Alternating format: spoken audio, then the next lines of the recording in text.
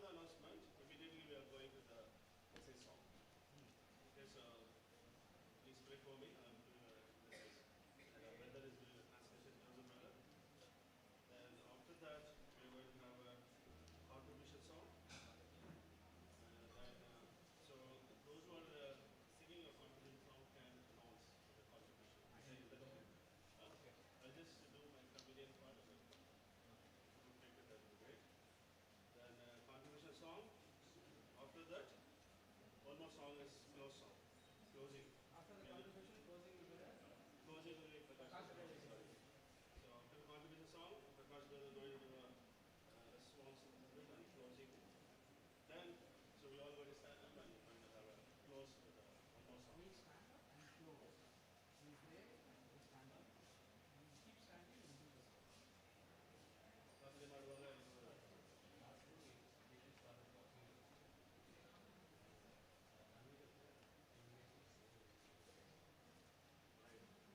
So after the service, we have fresh coffee and tea and badam milk is organized. It's sponsored by someone from the Bharatana Center in our house today. Please have and have a great fellowship. Now you can put that in. Yes. Yeah. So let's have a prayer. We'll end up with the service. Okay, anybody who's tired and wanted to pray and bless this service. No big things. We're all tired. Okay, let's pray. Thank you, God, this wonderful time that you've given. Thank you so much for giving a privilege, God, to serve you through music, song, whatever things we have been doing on the stage, behind the stage. Continue to be with us, help us, God. We all are serving the God who is Almighty, God of Creator of this entire universe. Help us to really, God, serve you with whole heart, so that people could see the service, God, and they could praise your name. So let it be with each one of us here, and fill us with the Holy Spirit. Thank you so much, wonderful time. In Jesus' precious mighty holy name we pray. Amen. Thank you so much. Check.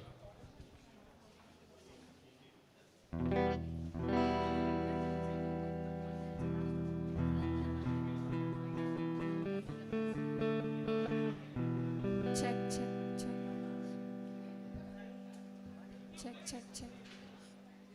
Check.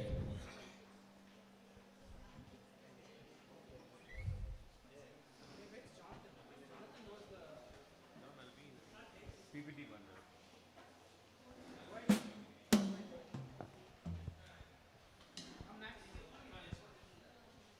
Where's Anu?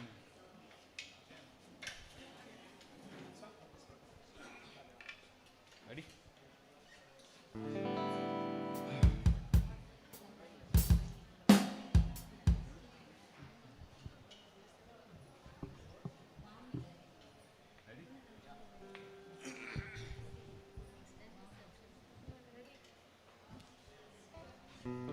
Good morning, brothers and sisters. I request everyone to come forward and occupy the front seats. Let's begin our service with singing. So let's sing Unto Thee, O Lord.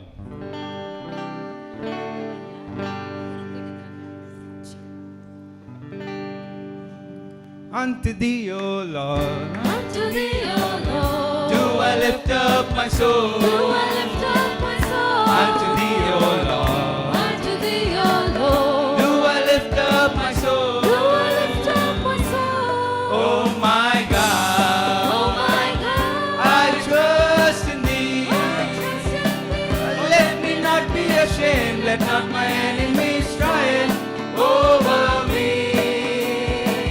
Show me Thy way. Show me Thy way. Thy way so long. Thy way so long. Show me Thy way. Show me Thy way. Thy way so long. Thy way so long.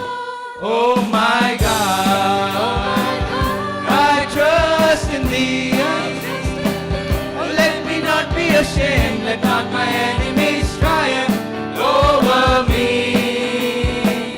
Remember not Remember, Lord, the sins of my youth. the sins of my youth. Remember not Remember, Lord, the sins of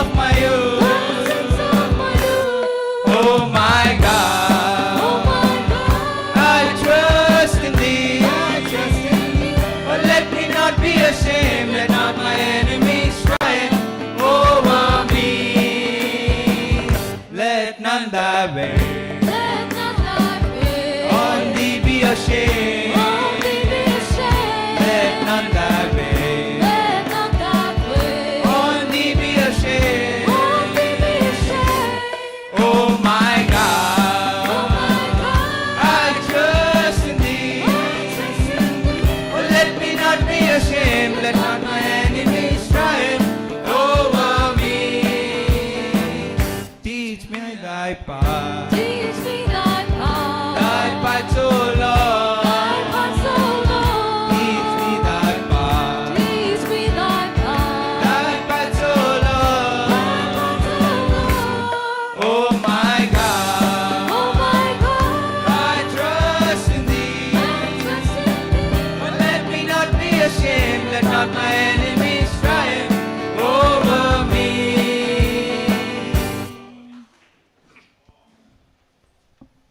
ಹಾಗೆ ಅಪ್ಪ ಅಪ್ಪ S ಅಂತ ಹೇಳೋಣ.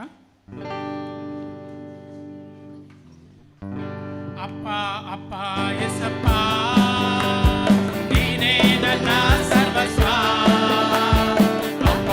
ಎಲ್ಲರೂ ಚಪ್ಪಾಳೆ ಮಾಡೋಣ, ಜೋರಾಗಿ ಹಾಡೋಣ. ನನ್ನ ಸರ್ವಸ್ವ, ನಾನು ನಿನ್ನನ್ನು ಬಿಟ್ಟು ಏನು ಮಾಡಲಾರೆನು, ನಾನು ನಿನ್ನನ್ನು ಬಿಟ್ಟು ಏನು ಮಾಡಲಾರೆನು. ಅಪ್ಪ ಎಸಪ್ಪ ನೀನೇ ನನ್ನ ಸರ್ವಸ್ವ. ಅಪ್ಪ ಅಪ್ಪ ಎಸಪ್ಪ ನೀನೇ ನನ್ನ ಸರ್ವಸ್ವ. ನಾನು ನಿನ್ನನ್ನು ಬಿಟ್ಟು ಏನು ಮಾಡಲಾರೆನು, ನಾನು ನಿನ್ನನ್ನು ಬಿಟ್ಟು ಏನು ಮಾಡಲಾರೆನು.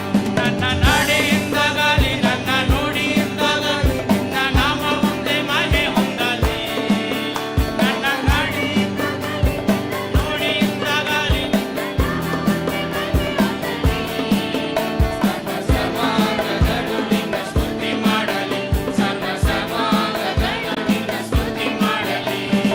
ಅಪ್ಪ ಅಪ್ಪ ಎಸಪ್ಪ ನೀನೇ ನನ್ನ ಸರ್ವಸ್ವ.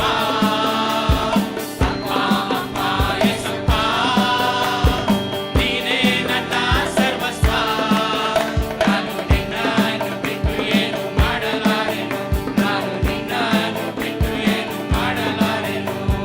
ಸರ್ವ ಸೃಷ್ಟಿಗೆ ನೀನು ಯಜಮಾನನು, ಸರ್ವಲೋಕವು ನಿನಗೆ ಅಡ್ಡ ಬೀಳಲಿ. ಜೋರಾಗಿ.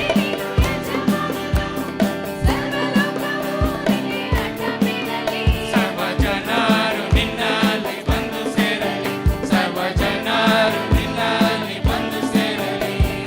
ಅಪ್ಪ ಅಪ್ಪ ಎಸಪ್ಪ ನೀನೇ ನನ್ನ ಸರ್ವಸ್ವ. ಅಪ್ಪ ಅಪ್ಪ ಎಸಪ್ಪ ನೀನೇ ನನ್ನ ಸರ್ವಸ್ವ. ನಾನು ನಿನ್ನನ್ನು ಬಿಟ್ಟು ಏನು ಮಾಡಲಾರೆನು, ನಾನು ನಿನ್ನನ್ನು ಬಿಟ್ಟು ಏನು ಮಾಡಲಾರೆನು. ಯೇಸು ನಾನು ನಿಮ್ಮಲ್ಲಿ, ನಿಮ್ಮ ವಾಕ್ಯ ನನ್ನಲ್ಲಿ, ನನ್ನ ಪ್ರಾರ್ಥನೆಯಲ್ಲಿ ನನಗೆ ಜಯ ಸಿಗಲಿ. ನನ್ನಲ್ಲಿ ನಿಮ್ಮ ವಾಕ್ಯ ನನ್ನಲ್ಲಿ, ನಿಮ್ಮ ಪ್ರಾರ್ಥನೆಯಲ್ಲಿ ನನಗೆ ಜಯ ಸಿಗಲಿ. ನಾನು ನಿಮ್ಮಲ್ಲಿ ಇದ್ದು ಬಲ ಪಡುವ ಕೊಡುವೆನು, ನಾನು ನಿಮ್ಮಲ್ಲಿ ಇದ್ದು ಬಲ ಪಡುವ ಕೊಡುವೆನು. ಅಪ್ಪ ಅಪ್ಪ ಎಸಪ್ಪ ನೀನೇ ನನ್ನ ಸರ್ವಸ್ವ. ಅಪ್ಪ ಅಪ್ಪ ಎಸಪ್ಪ ನೀನೇ ನನ್ನ ಸರ್ವಸ್ವ. ನಾನು ನಿನ್ನನ್ನು ಬಿಟ್ಟು ಏನು ಮಾಡಲಾರೆನು, ನಾನು ನಿನ್ನನ್ನು ಬಿಟ್ಟು ಏನು ಮಾಡಲಾರೆನು, ನಾನು ನಿನ್ನನ್ನು ಬಿಟ್ಟು ಏನು ಮಾಡಲಾರೆನು.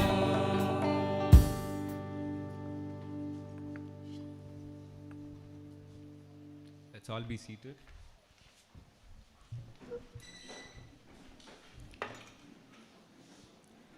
Good morning, church. ಎಲ್ಲರಿಗೂ ಕಾಲೈ ವಣಕಂ ಸಹೋದರ ಸಹೋದರಿಗಳೇ.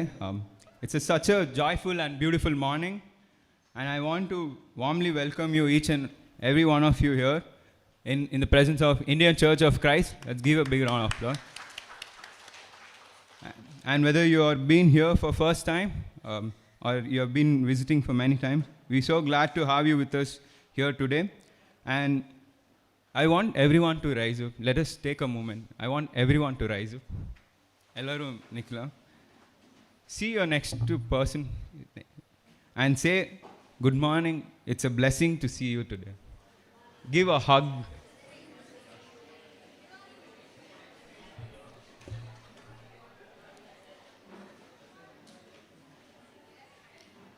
Yeah, thank you. Thank you, everyone. Let's all be seated.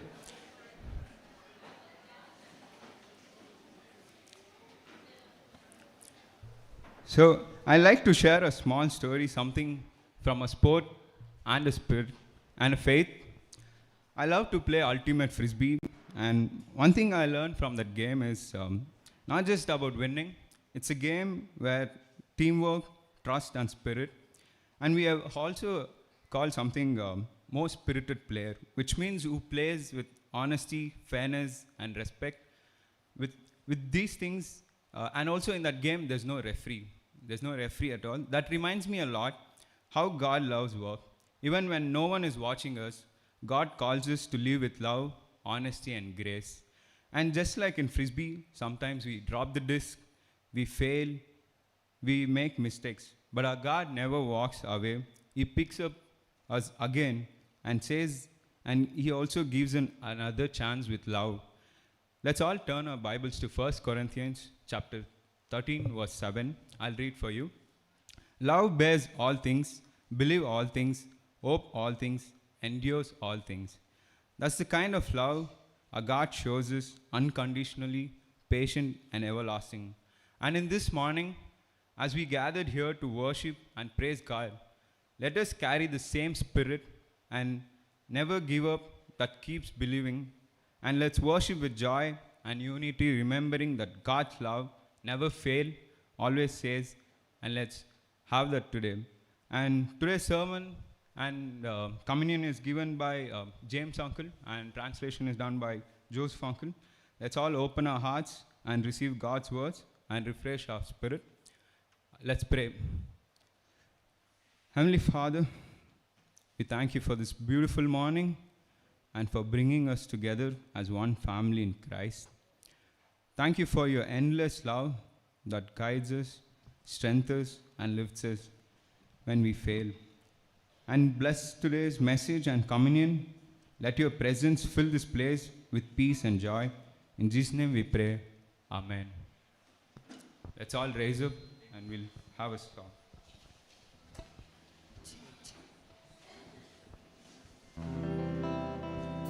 Do you believe our God is mighty?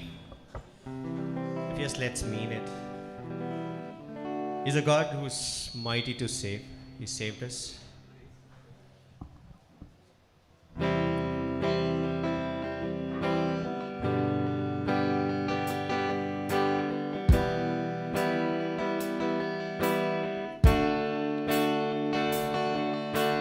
Everyone needs compassion, love that's never failing. Let mercy fall on me. Everyone needs forgiveness, the kindness of a Savior, the hope of nations.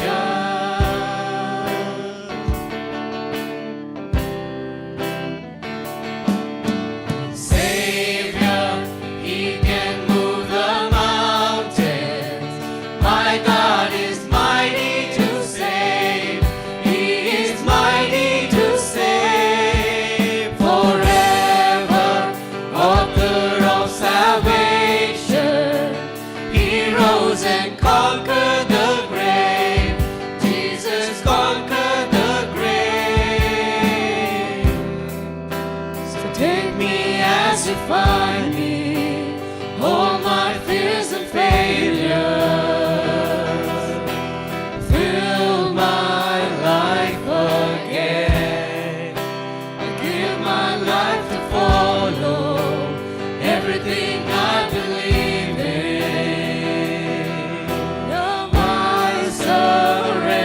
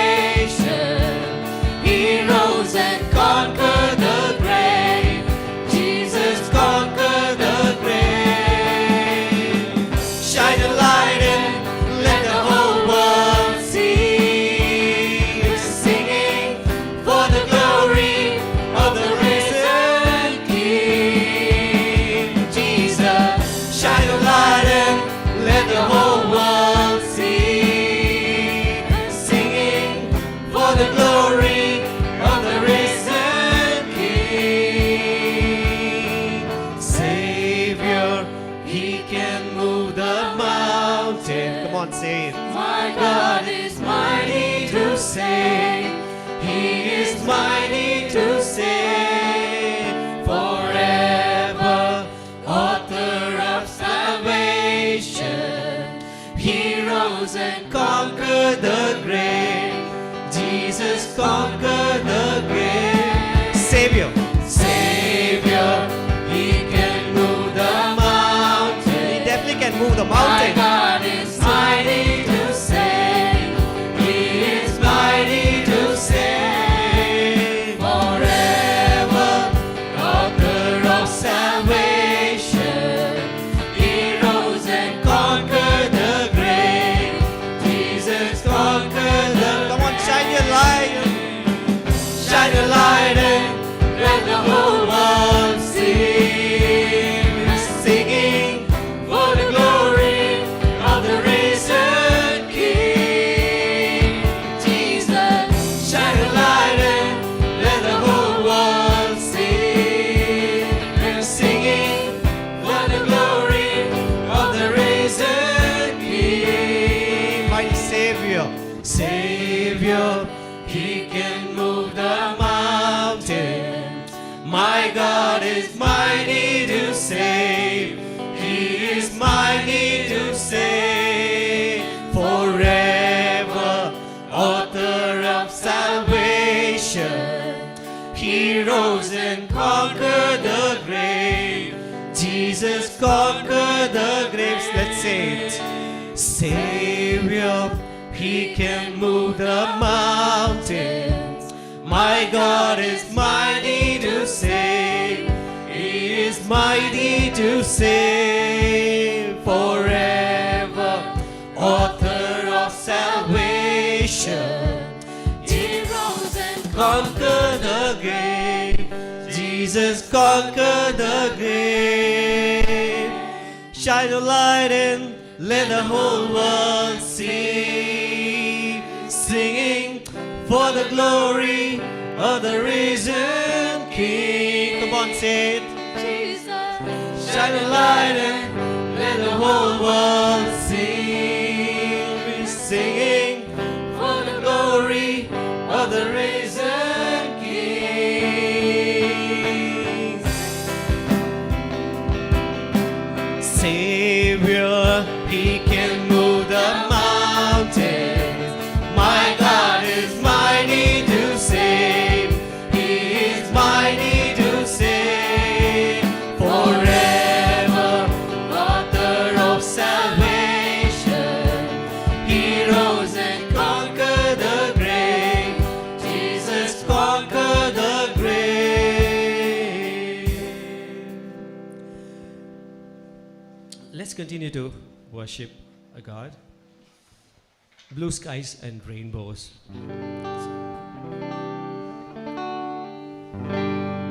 Blue skies and rainbows and sunbeams from heaven are all I can see. My Lord is living in me. I know that Jesus is well and alive today. He makes His home in my heart. Nevermore will I be all alone since He promised me that we never would part. Green grass and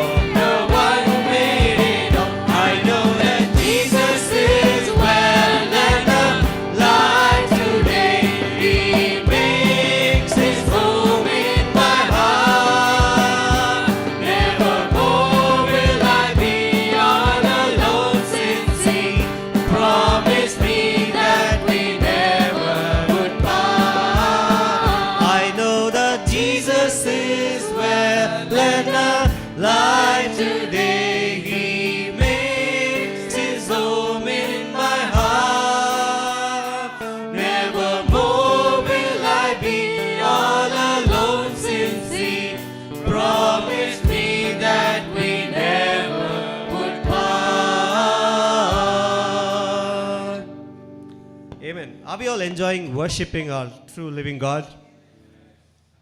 Let's continue to worship. நீர் சொன்னால் போதும், நீர் சொன்னால் போதும் ஆண்டவரே. நீர் சொன்னால் போதும் செய்வேன், நீர் காட்டும் வழியில் நடப்பேன், உன் பாதம் ஒன்றே பிடிப்பேன், என் அன்பு இயேசுவே.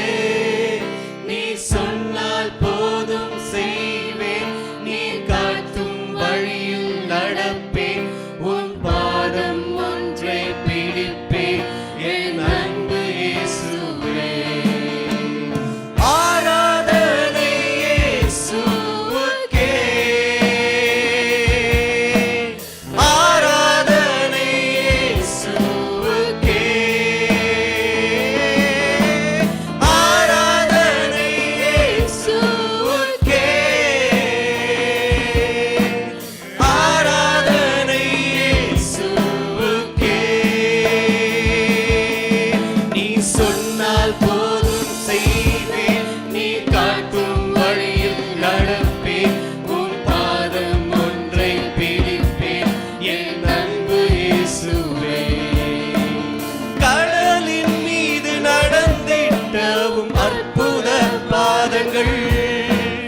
எனக்கு முன்னே செல்வதால் எனக்கில்ல கவலை, காற்றையும் கடலையும் அதட்டிய உம் அற்புத வார்த்தைகள் எந்த துணையாய் நிற்பதால் எனக்கு இது கவலை. ஆராதனை இயேசுவுக்கே,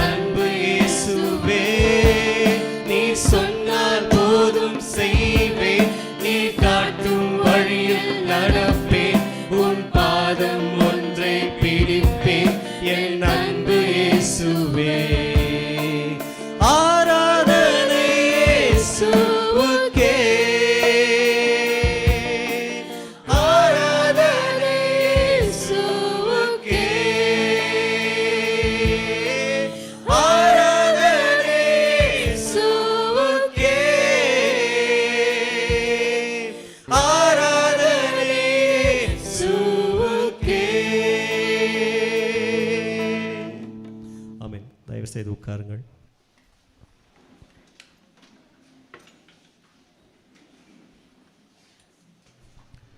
Good morning, church. We have few announcements now. Please take a note of the announcements. Next Sunday, October 26th, we will not be meeting here. We will be having house church. So October 26th, we will be having house church. And the coming Sunday, the next Sunday after the October 26th, we will be meeting in Ambedkar Bhavan Bangalore combined service will be happening in Ambedkar Bhavan on November 2nd. Yes, the next one. Yes, as we all know, the winter is coming. Christmas Fest is also coming, and which is happening in Campus Crusade on December 14th. I hope you guys are excited for it. And and the next one, the Pioneers Retreat is happening the next weekend, which is on 25th and 26th of October. I hope all the senior, all the Pioneers have already registered. If you have not yet registered, please contact Mark Pichamuthu uncle for the registration. Registration fee is 800 per head. The next one, I think all the teens will be excited for this. The teens retreat happening this year on November 22nd and 23rd, and which will be happening in the place called Camp Revive in Hosur. And for the registration, I would request all the teens or the parents to contact me or Arshita or Madhu. And we also have some refreshments arranged after the service today, and the refreshment basically is sponsored by Neha's sister, whose mother's behalf of her mother's birthday. I hope you guys go and wish her mother as well. And thank you so much for the sponsoring the refreshment. Please help yourself after the service. And for the offering, if you have not yet given your offering, please do give your offering. The bank details is on the screen. Thank you.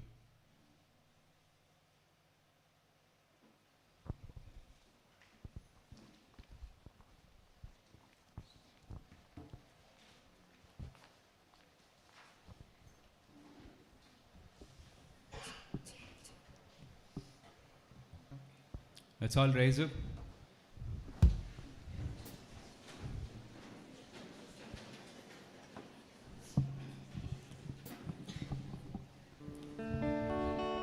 Let's sing Yehovah Devanake. Let's clap our hands. Kai thatti ella nalla paadlam.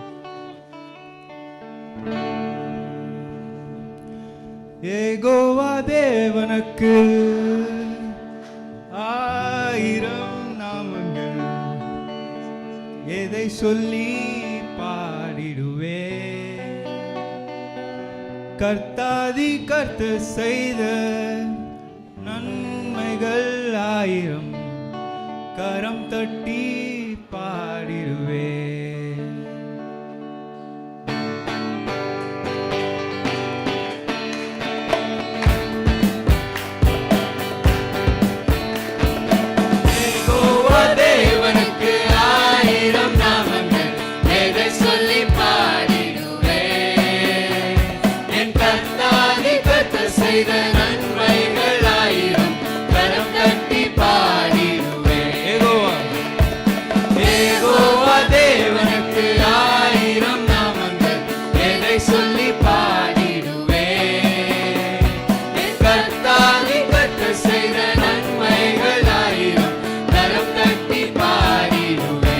Shalom. Yehovah Shalom. Yehovah Shalom. Yehovah Shammah. Yehovah Shammah. Yehovah Ruah. Yehovah Ruah. Yehovah Rapha. Yehovah Rapha. Yehovah Shalom. Yehovah Shalom. Yehovah Shammah. Yehovah Shammah. Yehovah Ruah. Yehovah Ruah. Yehovah Rapha. Yehovah Devan. Yehovah Devanukku ஆயிரம் நாமங்கள் எதை சொல்லி பாடிடுவே என் கர்த்தாதி கர்த்த செய்த நன்மைகள் ஆயிரம் கரம் தட்டி பாடிடுவே எல்லோய்க்கு அல்லேலூயா என்னை நீரை கண்டீரையா ஏக்கமெல்லாம் தீர்த்தீரையா நான் தாகத்தோடு வந்த போது ஜீவ தண்ணீர் எனக்கு தந்து தாகமெல்லாம் தீர்த்தீரையா எல்லோய்க்கு அல்லேலூயா என்னை நீரை கண்டீரையா ஏக்கமெல்லாம் தீர்த்தீரையா நான் தாகத்தோடு வந்த போது ஜீவ தண்ணீர் எனக்கு தந்து தாகமெல்லாம் தீர்த்தீரையா Yehovah Shalom. Yehovah Shalom. Yehovah Shalom. Yehovah Shammah. Yehovah Shammah. Yehovah Ruah. Yehovah Ruah. Yehovah Rapha. Yehovah Rapha. Yehovah Shalom. Yehovah Shalom. Yehovah Shammah. Yehovah Shammah. Yehovah Ruah. Yehovah Ruah. Yehovah Rapha. Yehovah Rapha. Yehovah Devanukku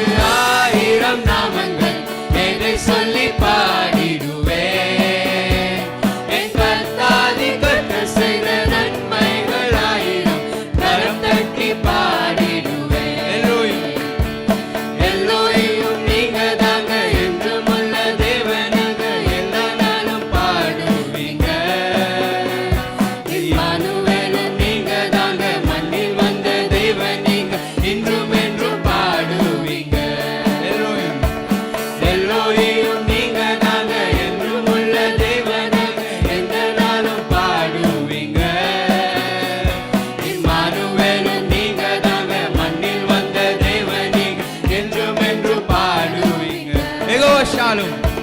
Yehovah Shalom. Yehovah Shalom. Yehovah Shammah. Yehovah Shammah. Yehovah Ruah. Yehovah Ruah. Yehovah Rapha. Yehovah Rapha. Yehovah Shalom. Yehovah Shalom. Yehovah Shammah. Yehovah Shammah. Yehovah Ruah. Yehovah Ruah. Yehovah Rapha. Yehovah Rapha. Jehovah தேவனுக்கு ஆயிரம் நாமங்கள், எதை சொல்லி பாடிடுவேன்?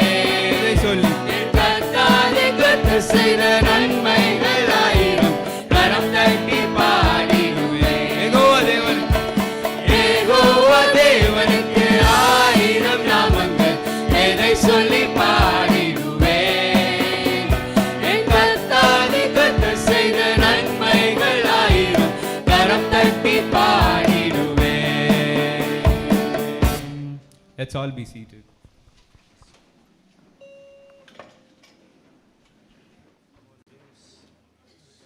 Thank you.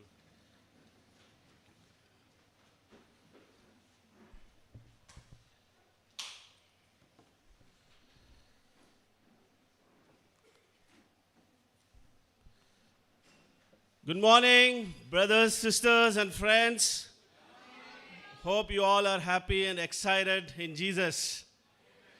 Amen. It was a great singing by our team. It really inspired me, and I'm sure it would have inspired each one of us. It was a power-packed singing. Let's give a round of applause to all of them.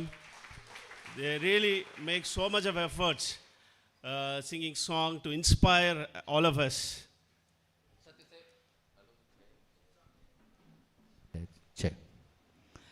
ಸತ್ಯಸೇವಜ ನಾಮದಲ್ಲಿ ನಿಮ್ಮೆಲ್ಲರಿಗೂ ಮುಂಜಾನೆ ನಮಸ್ಕಾರಗಳು. ಖಂಡಿತವಾಗಲೂ ಹಾಡುಗಾರಿಕೆಯ ತಂಡ ಅದ್ಭುತವಾಗಿ ಈ ಒಂದು ದೇವರಾಧನೆ ಮಾಡಲಿಕ್ಕೆ ತುಂಬ ಉತ್ಸಾಹ ಪಡಿಸ್ತಾ ಇತ್ತು. ಎಲ್ಲರೂ ತುಂಬ ಚೆನ್ನಾಗಿ ಒಂದು ಸಜ್ಜು ಮಾಡಿದರು. Amen. So I'm thankful to God and the leadership for this opportunity where I could able to stand and share the word of God this morning. ಸಭೆಯ ನಾಯಕತ್ವಕ್ಕಾಗಿ ತುಂಬ ಧನ್ಯವಾದ ಹೇಳ್ತಾರೆ. ಇಲ್ಲಿ ಒಂದು ಸಮಯದಲ್ಲಿ ಇಲ್ಲಿ ನಿಂತು ಒಂದು ಸಂದೇಶವನ್ನು ಒಂದು ಸಭೆಗೆ ಮಾತಾಡಲಿಕ್ಕೆ. So we have been learning a series called Jesus is full of grace and truth. I'm sure each one of you are learning a lot. Amen. Understanding Jesus more deeper and deeper in your personal life. ನಾವು ಕಳೆದ ದಿನಗಳಿಂದ ಯೇಸುವೆ ಸತ್ಯವು ಮತ್ತು ಕೃಪೆ ಎಂಬುದಾಗಿ ಒಂದು ಸಂದೇಶವನ್ನು ಕಲಿತಾ ಬಂದಿದ್ದೀವಿ. So just to recap, in the first week we learned grace softer than the stone. Second week we learned Jesus loves broken people. I mean, last Sunday Mark brother was preaching, and I'm sure it would have really convicted all of us. And today we are going to explore God's amazing grace. Amen. ದೇವರ ಒಂದು ಯೇಸು ಕ್ರಿಸ್ತನ ಬಗ್ಗೆ ಯಾವ ರೀತಿಯಾಗಿ ಒಂದು ಕೃಪೆ ಅನ್ನೋದು ಆ ಒಂದು ಕಲ್ಲಿಗಿಂತಲೂ ಮೃದುವಾಗಿರುತ್ತೆ ಮತ್ತು ಮುರಿದ ಹೃದಯಗಳು ದೇವರಿಗೆ ತುಂಬ ಇಷ್ಟವಾಗ್ತದೆ ಎಂಬುದಾಗಿ ಇವತ್ತು ಒಂದು ಅದ್ಭುತ ಕೃಪೆಯ ಬಗ್ಗೆ ನಾವು ಕಲಿಯಲಿದ್ದೇವೆ. Amen. So before we could explore God's amazing grace, let's bow our head. We'll pray to God. We'll hand over this entire sermon into the hands of the Lord. Let's pray. Thank you so much, Father God in heaven, this wonderful morning. And we all are sitting here because of your amazing grace, God. Nothing we could boast about ourselves. And thank you so much for your love, for your care, for your compassion, for your God protection every day in our life, Father God. We praise you for that. And continue to be with all the brothers and sisters, those who are here. And continue to be with me as I'm going to preach your word. And I pray that your spirit and your word going to convict each one of us, including me, Father God, so that we could understand how much grace you have showered upon us, Father God. So we hand over entire this sermon in your hand. In Jesus' precious, mighty, holy name we pray. Amen. Amen.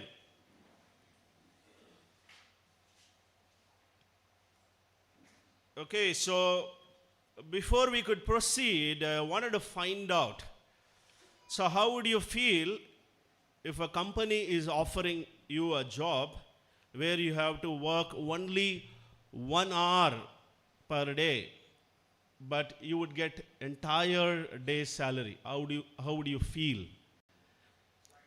ಸಂದೇಶಕ್ಕೆ ಹೋಗೋಕ್ಕಿಂತ ಮುಂಚೆ ಒಂದು ಪ್ರಶ್ನೆ ನಿಮಗೆ ಕೇಳಲು ಇಷ್ಟಪಡ್ತಾರೆ.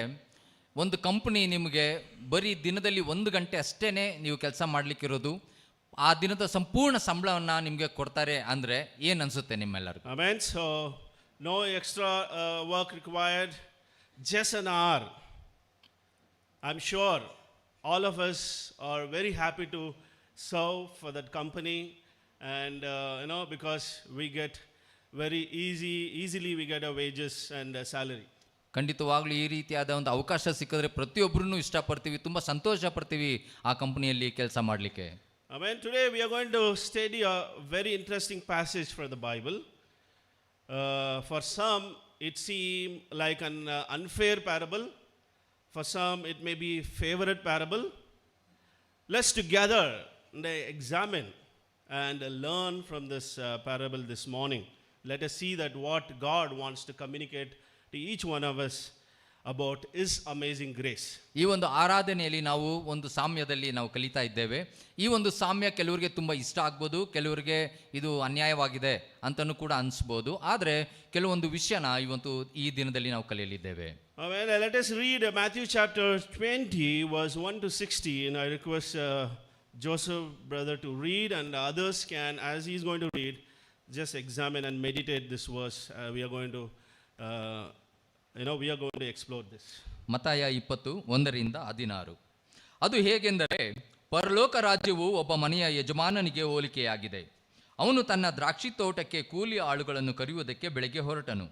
ಆಳಿಗೆ ದಿನಕ್ಕೆ 1 ಪಾವಲಿಯಂತೆ ಕೂಲಿ ಗೊತ್ತು ಮಾಡಿ ಅವರನ್ನು ದ್ರಾಕ್ಷಿ ತೋಟಕ್ಕೆ ಕಳಿಸಿದನು.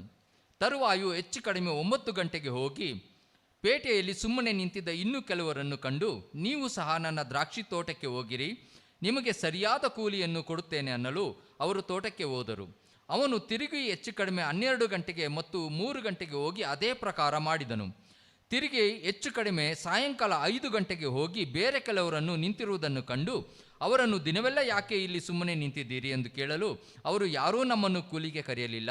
ಅಂದಾಗ ಅವನು, ನೀವು ಸಹ ನನ್ನ ದ್ರಾಕ್ಷಿ ತೋಟಕ್ಕೆ ಹೋಗಿರಿ ಅಂದನು. ಸಂಜೆ ಹೊತ್ತಿಗೆ ದ್ರಾಕ್ಷಿ ತೋಟದ ಯಜಮಾನನು ತನ್ನ ಪಾರುಪತ್ಯಗಾರನಿಗೆ ಆ ಆಳುಗಳನ್ನು ಕರೆದು ಕಡೆಗೆ ಬಂದವರನ್ನು ಮೊದಲು ಮಾಡಿಕೊಂಡು ಮೊದಲು ಬಂದವರ ತನಕ ಅವರಿಗೆ ಕೂಲಿ ಕೊಡು ಎಂದು ಹೇಳಿದನು. ಆಗ ಸಾಯಂಕಾಲ 5 ಗಂಟೆಗೆ ಬಂದವರಿಗೆ 1 ಪಾವಲಿ ಸಿಕ್ಕಿತು. ತರುವಾಯು ಮೊದಲಿನವರು ಬಂದು ನಮಗೆ ಹೆಚ್ಚು ದೊರೆಯುವುದೆಂದು ನೆನೆಸಿದರು, ಆದರೆ ಇವರಿಗೆ ಸಹ 1 ಪಾವಲಿಯೇ ಸಿಕ್ಕಿತು. ಅದನ್ನು ತೆಗೆದುಕೊಂಡು ಮನೆಯ ಯಜಮಾನನ ಮೇಲೆ ಗುಣಗುಟ್ಟಿ, ಕಡೆಗೆ ಬಂದ ಇವರು 1 ತಾಸು ಹೊತ್ತು ಮಾತ್ರ ಕೆಲಸ ಮಾಡಿದ್ದಾರೆ, ನಾವು ದಿನವೆಲ್ಲ ಬಿಸಿಲಿನಲ್ಲಿ ಕೆಲಸ ಮಾಡಿ ಕಷ್ಟಬಿಟ್ಟಿದ್ದೇವೆ, ಇವರನ್ನು ನಮಗೆ ಸಮ ಮಾಡಿದ್ದೀಯೇ ಅಂದರು. ಅದಕ್ಕೆ ಅವನು ಅವರಲ್ಲಿ ಒಬ್ಬನಿಗೆ, ಏನಪ್ಪ, ನಾನು ನಿನಗೆ ಅನ್ಯಾಯ ಮಾಡಲಿಲ್ಲ, ನೀನು ನನ್ನ ಸಂಗಡ 1 ಪಾವಲಿಗೆ ಒಡಂಬಟ್ಟಿದ್ದೀಯಲ್ಲ, ನೀನು ಕೂಲಿ ತಕೊಂಡು ಹೋಗು, ನಿನಗೆ ಕೊಟ್ಟಂತೆ ಕಡೆಗೆ ಬಂದ ಇವನಿಗೂ ಕೊಡುವುದಕ್ಕೂ ನನಗೆ ಮನಸ್ಸುಂಟು ಎಂದು ಬದುಕನ್ನು ನಾನು ಬೇಕಾದ ಹಾಗೆ ಮಾಡಬಹುದಲ್ಲವೋ? ನಾನು ಒಳ್ಳೆಯವನಾಗಿರೋದು ನಿನ್ನ ಕಣ್ಣನ್ನು ಒತ್ತುತ್ತದೋ ಎಂದು ಹೇಳಿದನು. ಈ ಪ್ರಕಾರ ಕಡೆಯವರು ಮೊದಲಿನವರಾಗುವರು, ಮೊದಲಿನವರು ಕಡೆಯವರಾಗುವರು ಎಂದು ಹೇಳಿದನು. Amen. Amen. So, brothers and sisters, before we could learn this parable, let us also understand the background and context of it. ಈ ಒಂದು ಸಾಮ್ಯದ ಬಗ್ಗೆ ಕಲಿಯೋದಕ್ಕಿಂತ ಮುಂಚೆ ಅದ್ರ ಹಿಂದಗಡೆ ಇದ್ದಂಥ ಒಂದು ರೂಪಕನ ನಾವು ತಿಳ್ಕೊಳ್ಳೋಣ. In this parable, talking about land owner, workers, land. ಇಲ್ಲಿ ಬಂದ್ಬಿಟ್ಟು 3 ವಿಷಯಗಳ ಬಗ್ಗೆ ನಾವು ಕಲಿಯಬಹುದು. ಒಂದು ಯಜಮಾನನು ಮತ್ತು ಕೂಲಿ ಕೆಲಸದವರು. Everything represents and symbolizes spiritual aspects. ಇದೆಲ್ಲವೂ ಒಂದು ಆತ್ಮೀಕವಾದ ವಿಷಯಗಳಿಗೆ ಗುರುತು ಮಾಡುತ್ತದೆ. So land owner represents God the Father and the Son, Jesus Christ, and the workers represents Christians. ಇಲ್ಲಿ ಬಂದು the land represents the kingdom of God, the church. ಭೂಮಾಲೀಕರಿಗೆ ಒಂದು ತಂದೆ ಮಗ ಪವಿತ್ರಾತ್ಮನ ಒಂದು ಗುರುತನ್ನು ಮಾಡುತ್ತದೆ, ಮತ್ತು ಕೆಲಸಗಾರರು ಬಂದು ಕ್ರೈಸ್ತರಾದ ನಮ್ಮನ್ನು ಗುರುತು ಮಾಡುವಂಥದ್ದಾಗಿದೆ, ಮತ್ತು ಆ ಒಂದು ನೆಲವು ಬಂದ್ಬಿಟ್ಟು ದೇವರ ರಾಜ್ಯಕ್ಕೆ ಹೋಲಿಕೆ ಆಗುತ್ತದೆ. So this parable symbolically says that God's grace is not only for Jews, it also for other people all around the world. ಇದು ಬಂದ್ಬಿಟ್ಟು ದೇವರ ರಾಜ್ಯ ಅಂತದ್ದು ಕೃಪೆ ಅನ್ನೋದು ಬರೀ ಯಹೂದ್ಯರಿಗೆ ಮಾತ್ರವಲ್ಲ, ಸರ್ವ ಜನಕ್ಕೆ, ಸರ್ವ ಮಾನವ ಕುಲಕ್ಕೆ ಎಂಬುದಾಗಿ ತೋರಿಸುವಂಥದ್ದಾಗಿದೆ. So before chapter 20, there is interesting teaching by Jesus was going on in chapter 19. ಇಲ್ಲಿ ಬಂದ್ಬಿಟ್ಟು 20ನೇ ಈ ಒಂದು ಸಾಮ್ಯಕ್ಕಿಂತ ಮುಂಚೆ 19ನೇ ಅಧ್ಯಾಯದಲ್ಲಿ ಕೆಲವೊಂದು ಉಪದೇಶಗಳನ್ನ ಅವರು ಹೇಳ್ಕೊಂಡು ಬರ್ತಾ ಇರ್ತಾರೆ. So the rich young man approaches Jesus asking what he must do to inherit the kingdom of God. ಒಬ್ಬ ಯೌವನಸ್ಥ, ಶ್ರೀಮಂತನಾದ ಯೌವನಸ್ಥ ಬಂದ್ಬಿಟ್ಟು ಯೇಸು ಕ್ರಿಸ್ತನ ಹತ್ರ ಬಂದು ದೇವರ ರಾಜ್ಯವನ್ನು ಹೊಂದಬೇಕಂದ್ರೆ ನಾನು ಏನ್ ಮಾಡ್ಲಿ ಅಂತ ಯೇಸು ಕ್ರಿಸ್ತನ ಹತ್ರ ಬರ್ತಾರೆ. So we all know this is a very familiar and famous parable which is taught by Jesus. Jesus tells him to love God, love his neighbor, honor his parents, and he says, you know, I have been doing everything from my childhood. ಇದು ಬಂದ್ಬಿಟ್ಟು ತುಂಬಾ ಒಂದು ಪ್ರಸಿದ್ಧವಾದಂಥ ಸನ್ನಿವೇಶ ಇದಾಗಿದೆ. ಅವರು ಬಂದು ಹೇಳ್ತಾರೆ, ಹೋಗಿ ನೀನು ದೇವರನ್ನು ಆರಾಧನೆ ಮಾಡಬೇಕು, ತಂದೆ ತಾಯಿಗಳನ್ನ ಸನ್ಮಾನಿಸಬೇಕು ಮತ್ತು ನಿನ್ನ ಹತ್ರ ಇರುವಂಥದ್ದನ್ನ ಎಲ್ಲವನ್ನು ಬಡವರಿಗೆ ಕೊಡುವು ಅಂತ ಹೇಳೋದನ್ನ ಇಲ್ಲಿ ಕೇಳ್ತೀವಿ. Amen. And the second he says, sell all this. If you have been doing everything, that's great. You know, he is telling him to do some practical things. What is that practical things? You sell all the possessions, whatever you have, and sell it and give it to the poor.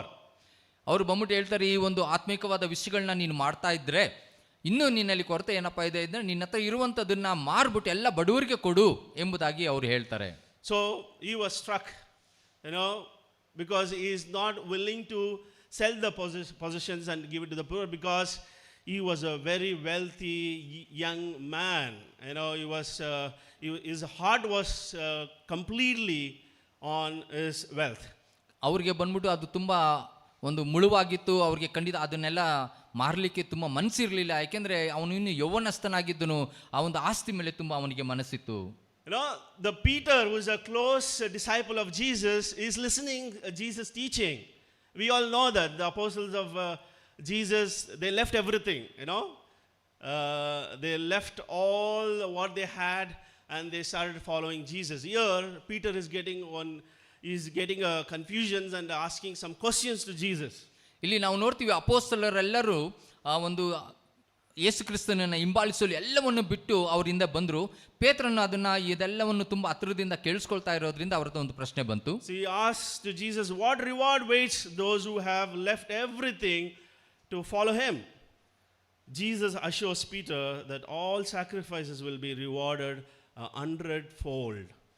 ಯೇಸು ಕ್ರಿಸ್ತರ ಹತ್ರ ಪೇತ್ರನು ಕೇಳ್ತಾನೆ, ನಿನ್ನ ಹಿಂಬಾಲಿಸೋಕ್ಕೋಸ್ಕರ ನಾವೆಲ್ಲವನ್ನು ಬಿಟ್ಟು ಬಂದವಲ್ಲ, ಅವ್ರಿಗೆ ಏನು ಪ್ರತಿಫಲ ಸಿಗುತ್ತೆ ಅಂತ ಕೇಳಿದುವಾಗ ಅವರಿಗೆ 100 ಪಟ್ಟು ಹೆಚ್ಚಾಗಿ ಏನೆಲ್ಲ ತ್ಯಾಗ ಮಾಡಿದ್ರು ಅಥವಾ ಬಿಟ್ಟು ಬಂದರೋ ಅದೆಲ್ಲವೂ ಅವರಿಗೆ ಸಿಗುತ್ತೆ ಅಂತ ಹೇಳ್ತಾರೆ. And Jesus concludes this chapter 9, that parable of young rich man, with this note saying that many who are first will be last, many who are last will be first. I mean, interestingly, even in Matthew chapter 20, as we read the parable of the vineyard, Jesus is ending the story with same quotation saying that many who are first will be last and many who are last will be first.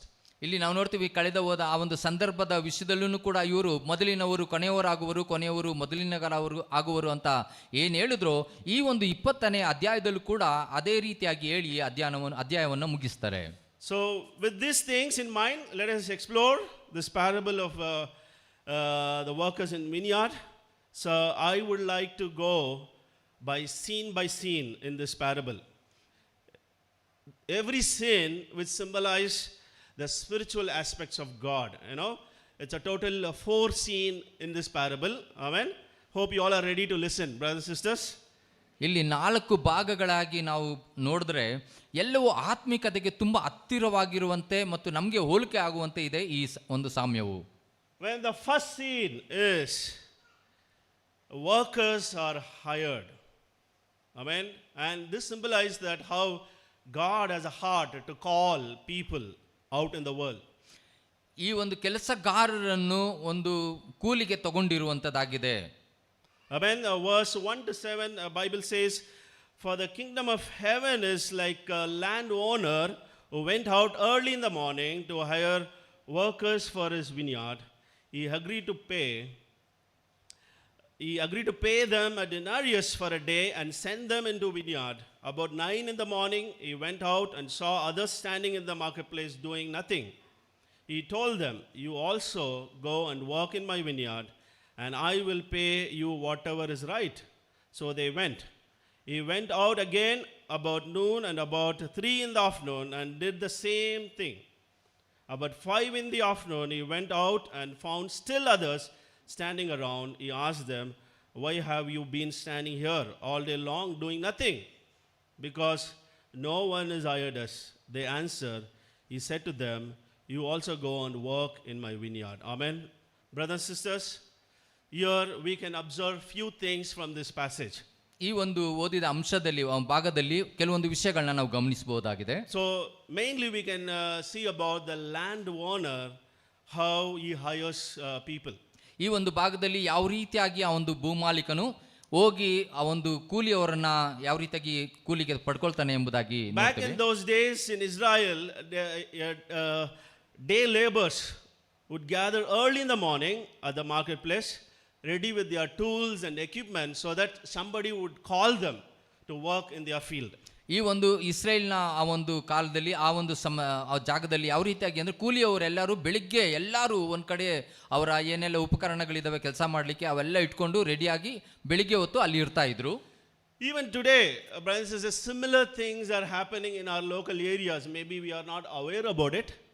People who wants to work, they gather in one place so that somebody would call them to work for their company or whatever the project they have. ಅಲ್ಲಿ ಮಾತ್ರವಲ್ಲ, ಇಲ್ಲೂ ಕೂಡ ನಾವು ನೋಡ್ಬೋದು ಕೆಲವು circle ಪೇಟೆಗಳ ಹತ್ರ ಎಲ್ಲ ಬೆಳಿಗ್ಗೆನೆ ಒಂದು ಕೂಲಿಯವರು ಅಥವಾ ಯಾರ್ದೆಲ್ಲ ಆ ಒಂದು ಕೆಲಸದಲ್ಲಿ ಪರಿಣಿತರು ಇರ್ತಾರೋ ಅವರೆಲ್ಲ ಆ ಒಂದು ಸರ್ಕಲ್ ಹತ್ರ ನಿಂತ್ಕೊಂಡಿರ್ತಾರೆ, ಯಾರಾದರೂ ಆ ಒಂದು ಸೂಕ್ತವಾದ ಕೆಲಸಕ್ಕೆ ಅವ್ರನ್ನ ತಗೊಳ್ಳಿ ಅಂತ. So I was talking to one of the brothers in a sector who hires day laborers. He shared with me how they operate. ಅವರು ಬಂದ್ಬಿಟ್ಟು ಇವ್ರ ಸೆಕ್ಟರಲ್ಲಿ ಒಬ್ಬ ಸಹೋದರ ಹೇಳ್ತಾ ಇದ್ರಂತೆ ಯಾವ ರೀತಿಯಾಗಿ ಗುಲಿಯವ್ರನ್ನ ಇವರು ಆರಿಸ್ಕೊಳ್ತಾರೆ ಎಂಬುದಾಗಿ. He said that they usually hire early in the morning on first come first service, and after that they cannot accept late comers because of their schedules and because of their commitments they have already planned. ಇದು ಯಾವ ರೀತಿಯಾಗಿ ಅಂದರೆ ಮೊದಲು ಬಂದವರಿಗೆ ಮೊದಲ ಸೇವೆ ಎಂಬಂತೆ ಆ ಕೂಲಿಯವರು ಯಾರೆಲ್ಲ ಮೊದಲು ಬಂದು ಅಲ್ಲಿ ನಿಂತ್ಕೊಂಡಿರ್ತಾರೆ ಅವ್ರನ್ನ ತಗೊಳ್ತಾರಂತೆ ಕೂಲಿಗೆ. This makes us realize how difficult it can be for those who arrive late in the day. They wait and hope, but often they leave disappointed and burdened. ಆದರೆ ಯಾರೆಲ್ಲ ತಡವಾಗಿ ಬಂದಿರ್ತಾರೆ ಅವರೆಲ್ಲ ಸ್ವಲ್ಪ ಒಂದು ನಿರಾಶೆ ಪಡಬೇಕಾಗತ್ತೆ ಮತ್ತು ಕಾಯ್ಕೊಂಡು ಕುತ್ಕೊಳ್ಬೇಕಾಗತ್ತೆ, ಅಲ್ಲಿ ಯಾರಾದರೂ ನಮ್ಮನ್ನು ಕರ್ಕೊಳ್ತಾರ ಕೂಲಿಗೆ ಅಂತ. And back in those days in Israel, not the landowner goes and hires workers. Actually, the managers of the field, they go and hire the workers based on their need. ಅಲ್ಲಿ ಬಂದ್ಬಿಟ್ಟು ಆ ಒಂದು ಇಸ್ರೇಲಲ್ಲಿ ಭೂಮಾಲೀಕನು ಹೋಗಿ ಕೂಲಿ ಆಳುಗಳನ್ನೆಲ್ಲ ಗೊತ್ತು ಮಾಡಿ ಕರ್ಕೊಂಡು ಬರ್ತಾ ಇರಲಿಲ್ಲ. ಯಾರೆಲ್ಲ ಅಲ್ಲಿ ಮೇಲ್ವಿಚಾರಕರು ಇರ್ತಾರೆ, ಅವನ ಕೈ ಕೆಳಗಡೆ ಕೆಲಸ ಮಾಡ್ತಾ ಇರೋರು, ಅವ್ರು ಹೋಗಿ ದಿನಗೂಲಿ ಅವ್ರನ್ನ ಗೊತ್ತು ಮಾಡ್ಕೊಂಡು ಕರ್ಕೊಂಡು ಬರಬೇಕಿತ್ತು. But here in this parable, some unusual things are happening. What is that? The wealthy landowner himself goes out and hires workers. ಆದರೆ ಇಲ್ಲಿ ಬಂದ್ಬಿಟ್ಟು ಒಂದು ಅಸಾಮಾನ್ಯವಾದ ರೀತಿಯಲ್ಲಿ ಒಂದು ಸಂಗತಿ ನಡೀತಾ ಇದೆ. ಏನಂದ್ರೆ ಭೂಮಾಲೀಕನೇ ಖುದ್ದಾಗಿ ಶ್ರೀಮಂತನಾದವನು ಅವನೇ ಹೋಗಿ ದಿನಗೂಲಿ ಅವ್ರನ್ನ ಗೊತ್ತು ಮಾಡಿ ಕರ್ಕೊಂಡು ಬರ್ತಾ ಇದ್ದಾನೆ. Amen. So let me ask you, brothers and sisters, why do you think, what do you feel, why this landowner himself went to the marketplace and hiring workers instead of sending his manager? What could be the reason? ಪ್ರಿಯರೇ, ನೀವು ಯೋಚನೆ ಮಾಡಿ, ಯಾಕೆ, ಏನು ಕಾರಣ ಇರ್ಬೋದು? ಒಬ್ಬ ಭೂಮಾಲೀಕನು, ಒಬ್ಬ ದ್ರಾಕ್ಷಿ ತೋಟದ ಶ್ರೀಮಂತನಾದ ಒಂದು ಮಾಲೀಕನು ತಾನೇ ಖುದ್ದಾಗಿ ಹೋಗಿ ಕೂಲಿ ಆಳುಗಳನ್ನ ಗೊತ್ತು ಮಾಡಿ ಕರ್ಕೊಂಡ್ ಬರ್ತಾ ಇದ್ದಾನೆ ಅಂದ್ರೆ ಏನು ಕಾರಣ ಇರ್ಬೋದು? Anybody wants to guess what could be the reason? Yes, this is inviting people directly. Yes, Manohar. To reduce the time, manager, if he goes and he might take a lot of time to hire people. He's the owner of the company. He can go immediately, take interview, and bring them to his field. Yeah. Anybody else wants to answer? Just one or two.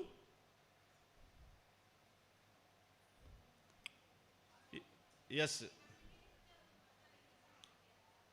So nambike. Amen. He had a faith. Whoever he calls, they will come. Amen. Love and responsibilities. Amen. So a lot of things we can definitely think about it. Even I don't know the answer. I assume that. So he might have had several reasons. Maybe the grapes were ripe and ready for the harvest in the vineyard. ನೀವೆಲ್ಲ ಹೇಳಿರುವಂಥ ಕೆಲವೊಂದು ಕಾರಣನೂ ಇರಬಹುದು. ಆದರೆ ಆ ದ್ರಾಕ್ಷಿ ತೋಟದಲ್ಲಿ ದ್ರಾಕ್ಷಿ ಹಣ್ಣುಗಳು ಫಲವಾಗಿ ಅಥವಾ ಹಣ್ಣಾಗಿ ಬಂದಿರೋ ಕಾರಣದಿಂದ ತುಂಬ ಅದು ಅವಸರವಾಗಿತ್ತು ಆ ಸಂದರ್ಭ. ಅದಕ್ಕಾಗಿ ಖುದ್ದು ಆ ಒಂದು ಮಾಲೀಕನೇ ಹೋಗ್ಬೇಕಾಯಿತು. Maybe sudden weather changes require the harvest to be done same day. ಆ ಹವಾಮಾನದ ಬದಲಾವಣೆಯ ಒಂದು ಕಾರಣನೂ ಕೂಡ ಇರಬಹುದು. ಅದೇ ದಿನದಲ್ಲಿ ಅದನ್ನು ತೆಗಿಬೇಕಿತ್ತು ದ್ರಾಕ್ಷಿ ಎಲ್ಲವೂ, ಆ ಕಾರಣನೂ ಕೂಡ ಇರಬಹುದು. So maybe he wanted to give opportunity to many to come and work in his field. ಮತ್ತೊಂದೇನೆಂದ್ರೆ ಅನೇಕರಿಗೆ ಒಂದು ಅವಕಾಶವನ್ನು ಕೊಟ್ಟು ತನ್ನ ಒಂದು ದ್ರಾಕ್ಷಿ ತೋಟದಲ್ಲಿ ಬಂದು ಕೂಲಿ ಮಾಡಲಿಕ್ಕೆ ಅಥವಾ ಕೆಲಸ ಮಾಡಲಿಕ್ಕೆ ಅವಕಾಶ ಕೊಡಲಿಕ್ಕೂ ಇರ್ಬೋದು. Amen. Interestingly, all the workers were hired at different time of the day. ಆದರೆ ಇಲ್ಲಿ ನೋಡಿದ್ರೆ ದಿನದ ಅನೇಕ ಒಂದು ವ್ಯತ್ಯಾಸವಾದಂಥ ಸಮಯದಲ್ಲಿ ಅವ್ರನ್ನ ಕೂಲಿಗಾಗಿ ಗೊತ್ತು So we ಮಾಡಲಾಗಿತ್ತು. all know that those days 12 hours was considered as a full day's work, which earned a denarius, the standard daily wages those days in ಆ Israel. ಕಾಲದಲ್ಲಿ ಬಂದ್ಬಿಟ್ಟು ಒಂದು ದಿನದ ಕೂಲಿಗೆ ಸಮಯ ಎಷ್ಟು ಅಂದರೆ 12 ಗಂಟೆಯ ಸಮಯ ಅವಧಿಯಾಗಿತ್ತು. In verse 1 to 6, we see how the landowner hired workers and what he promised to pay them. Early in the morning, he goes out to the marketplace. Early in the morning means in our time, it's 6 o'clock. And he goes and hires a few bunch of workers. Then third hours, that is 9 a.m., he hires a few more. Then 6th hour, and that is called 12 p.m. And again 3 p.m., he hires a few more people. At the end, so 1 hour to finish 12 hours, he hires a bunch of workers at 5 p.m. to work in his field. ಆ ದ್ರಾಕ್ಷಿ ತೋಟದ ಮಾಲೀಕನು ಮುಂಜಾನೆ ಅಂದರೆ 6 ಗಂಟೆಗೆ 9 ಗಂಟೆಗೆ 12 ಗಂಟೆಗೆ 3 ಗಂಟೆಗೆ 5 ಗಂಟೆಗೆ ಈ ರೀತಿಯಾಗಿ ಆ ಒಂದು ಹೋಗಿ ಆ ಸಮಯದಲ್ಲಿ ಆ ಒಂದು ಕೂಲಿ ಆಳುಗಳನ್ನ ಗೊತ್ತು ಮಾಡ್ಕೊಂಡು ಬರ್ತಾರೆ.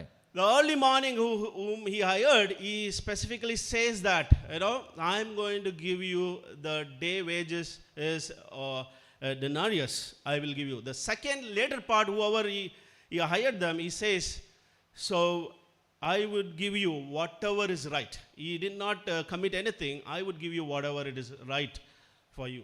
ಮೊದಲನೇ ಸರಿ ಕೂಲಿಯವ್ರನ್ನ ಗೊತ್ತಿ ಮಾಡಬೇಕಾದ್ರೆ ಅವ್ರಿಗೋಗಿ ಹೇಳ್ತಾರೆ, ಒಂದು ಪಾವಲಿನ ನಾನು ನಿಮಗೆ ಕೂಲಿಯಾಗಿ ಕೊಡ್ತೇನೆ ಅಂತ ಹೇಳ್ತಾರೆ. ತದನಂತರ ಹೋಗಿ ಯಾರನ್ನೆಲ್ಲ ಅವರು ಕೂಲಿಗಾಗಿ ಗೊತ್ತು ಮಾಡ್ತಾರೆ ಅವ್ರಿಗೆ ಹೋಗಿ ಹೇಳ್ತಾರೆ, ಯಾವುದು ನ್ಯಾಯವಾಗಿದೆಯೋ ಸರಿಯಾಗಿದೆಯೋ ಆ ಒಂದು ಕೂಲಿಯನ್ನು ನಾನು ನಿಮಗೆ ಕೊಡ್ತೇನೆ, ಬನ್ನಿ ಕೆಲಸ ಮಾಡಿ ಅಂತ. So in this both the cases, both of them agreed for the landowner's payment. ಇಲ್ಲಿ ನಾವು ನೋಡ್ತೀವಿ ಈ ಒಂದು ಎರಡು ರೀತಿಯಾದ ಒಂದು ಕೂಲಿ ಆಳುಗಳು ಕೂಡ ಸಹ ಆ ಒಂದು ಕೂಲಿಗೆ ಒಪ್ಕೊಂಡು ಬರ್ತಾರೆ. Amen, brothers and sisters. So what can we learn from this first scene? What is happening in this parable? ಇಲ್ಲಿ ನೋಡಿದಾಗ ಮೊದಲನೇ ಸನ್ನಿವೇಶದಲ್ಲಿ ಈ ಸಾಮ್ಯದಲ್ಲಿ ಏನನ್ನ ಅರ್ಥ ಮಾಡ್ಕೊಳ್ತೀವಿ? I mean, God is always seeking people to work in His kingdom. He does not wait for us to find Him. He takes initiative to reach out to the people. ಇಲ್ಲಿ ನಾವು ನೋಡ್ತೀವಿ ದೇವರು ಅವರ ರಾಜ್ಯದಲ್ಲಿ ಕೆಲಸ ಮಾಡಲಿಕ್ಕೆ ಅವರೇ ಒಂದು ಜನಗಳ ಹತ್ರ ಬರ್ತಾರೆ. ಅವರು ಬಂದ್ಬಿಟ್ಟು ತಾವೇ ದೇವರೇ ನನ್ನ ಕಂಡುಕೊಳ್ಳಿ ಅಂತ ಅಲ್ಲ, ಖುದ್ದು ದೇವರೇ ಬಂದು ಒಂದು ಹುಡುಕೋರಾಗಿರ್ತಾರೆ. So how many of you believe that God reaching out to people even today, and God reached out to you? How many of us believe that? ಎಷ್ಟು ಜನ ನಾವು ವಿಶ್ವಾಸ ಮಾಡ್ತೀವಿ ದೇವರು ಬಂದ್ಬಿಟ್ಟು ನಮ್ಮನ್ನ ಸಂಧಿಸಿದ್ರು, ನಮ್ಮನ್ನ ಅವರು ಹತ್ರ ಬಂದ್ರು ನಮ್ಮ ಹತ್ರ ಅಂತ ಎಷ್ಟು ಜನ ನಾವು ನಂಬ್ತೀವಿ, ವಿಶ್ವಾಸ ಮಾಡ್ತೀವಿ, ನಮ್ಮನ್ನ ರಕ್ಷಣೆ ಮಾಡಕ್ಕೆ ನಮ್ಮ ಹತ್ರ ಬಂದ್ರು ಅಂತ. And I'm sure, and all of us believe, that's why we all accepted His call. That's why we all are sitting here in this room. And even in the New Testament, we could see that how Jesus trying to reach out to His people. ಖಂಡಿತವಾಗ್ಲೂ ದೇವರೇ ಪ್ರತಿಯೊಬ್ಬರ ಹತ್ರನೂ ಹೋಗಿ ಅವ್ರನ್ನ ರಕ್ಷಣೆಗೆ ಒಂದು ಆಶೀರ್ವಾದವನ್ನು ಮಾಡುವವರಾಗಿದ್ದಾರೆ. ಮತ್ತು ಅದು ಮಾತ್ರವಲ್ಲದೆ ಹೊಸ ಒಡಂಬಡಿಕೆಯಲ್ಲೂ ಕೂಡ ಅನೇಕ ಒಂದು ಉದಾಹರಣೆಗಳನ್ನ ನಾವು ನೋಡ್ಬೋದಾಗಿದೆ. So we could see that how John was put in prison. Jesus went into Galilee proclaiming the good news of God. The time has come, he said, the kingdom of God has come near. Repent and believe the good news. So he was actually calling people to repent and come to the kingdom of God so that they would receive the salvation. ಸ್ಥಾನಿಕನಾದ ಯೋಹಾನನನ್ನ ಸೆರೆಮನೆಗೆ ಹಾಕಿದುವಾಗ ತದನಂತರ ಯೇಸು ಕ್ರಿಸ್ತರು ಹೋಗಿ ದೇವರ ರಾಜ್ಯವು ಸಮೀಪಿಸ್ತಾ ಇದೆ, ಎಲ್ಲರೂ ದೇವರ ರಾಜ್ಯ ಕಡೆಗೆ ತಿರ್ಕೊಳ್ರಿ, ಮನಸಾಂತರಗೊಳ್ರಿ ಎಂಬುದಾಗಿ ಅವರು ಸುವಾರ್ತೆಯನ್ನು ಸಾರ್ತಾ ಇದ್ರು. So even in the Mark book we could see that how Jesus went out to the Sea of Galilee. He calls Simon and his brother, Andrew, James, John, and all of them to follow him. We know this passage is how Jesus goes practically and calls them to follow. ಯೇಸು ಕ್ರಿಸ್ತರು ಖುದ್ದಾಗಿ ಒಂದು ಗಲಿಲಾಯ ಸಮುದ್ರ ಹತ್ರ ಹೋಗಿ ಒಂದು ಪೇತ್ರ, ಸಿಮೋನ, Andrew ಇವ್ರನ್ನೆಲ್ಲರನ್ನೂ ಕೂಡ ಒಂದು ಕರೆಯುವ ವಿಷಯವಾಗಿ ನಾವು ನೋಡ್ತೇವೆ. Amen. Just as in the parable, God still walks into marketplaces looking for willing heart to follow him. ಅದು ಮಾತ್ರವಲ್ಲದೆ ಯಾರೆಲ್ಲ ಸಿದ್ಧ ಹೃದಯ ಇರ್ತಾರೆ ಅವ್ರನ್ನ ಹಿಂಬಾಲಿಸೋದಕ್ಕೆ ಅವ್ರ ಹತ್ರ ಹೋಗಿ ಒಂದು ಪೇಟೆಗಳ ಹತ್ರ ಎಲ್ಲ ಕಡೆ ಹೋಗಿ ಅವ್ರನ್ನ ಕರೀತಾ ಇದ್ರು. Even when others delay, even when it seems too late, God keeps calling people. He never leave them, he persevere with them. ಅದು ತಡವಾಗಿದ್ರು ಸರಿ ಅಥವಾ ತುಂಬಾ ಸಮಯ ಆಗಿದ್ರು ಸರಿ, ಏನಾಗಿದ್ರು ಸರಿ, ಕರ್ತರು ಅವ್ರನ್ನ ಕರೆಯೋದಕ್ಕೆ ನಿರಾಕರಿಸ್ತಾ ಇರಲಿಲ್ಲ. He invites those who feel idle, overlooked or left out. ಯಾರೆಲ್ಲ ಅವ್ರನ್ನ ಬಿಟ್ಬಿಟ್ಟಿದ್ರು ಕೂಡ ಅಥವಾ ಇವನೇನು ಅಂತ ತುಚ್ಛೀಕರಿಸುವಂತ ಜನ ಇದ್ರೂ ಸಹ ಅವ್ರನ್ನೂ ಕೂಡ ಕರೀತಾ ಇದ್ರು. Grace meets us wherever we are, morning, noon, evening. God calls is constant throughout our lives. He keeps reaching out until we are reached. ಕೃಪೆ ಅಂಥದ್ದು ಯಾವ ರೀತಿಯಾಗಿ ಅಂದರೆ ಅದಕ್ಕೆ ಸಮಯ ಅನ್ನೋದು ಯಾವುದೇ ನಿಗದಿ ಅನ್ನೋದಿಲ್ಲ. ನಾವು ಎಲ್ಲಿವರೆಗೂ ನಾವು ಅವ್ರನ್ನ ತಲುಪ್ತೀವೋ ಅಲ್ಲಿವರೆಗೂ ಅವರು ನಮ್ಮನ್ನ ಒಂದು ಹತ್ರ ಬರೋದಕ್ಕೆ ಅವರು ತಡ ಮಾಡೋದಿಲ್ಲ. We should not assume that God stopped calling.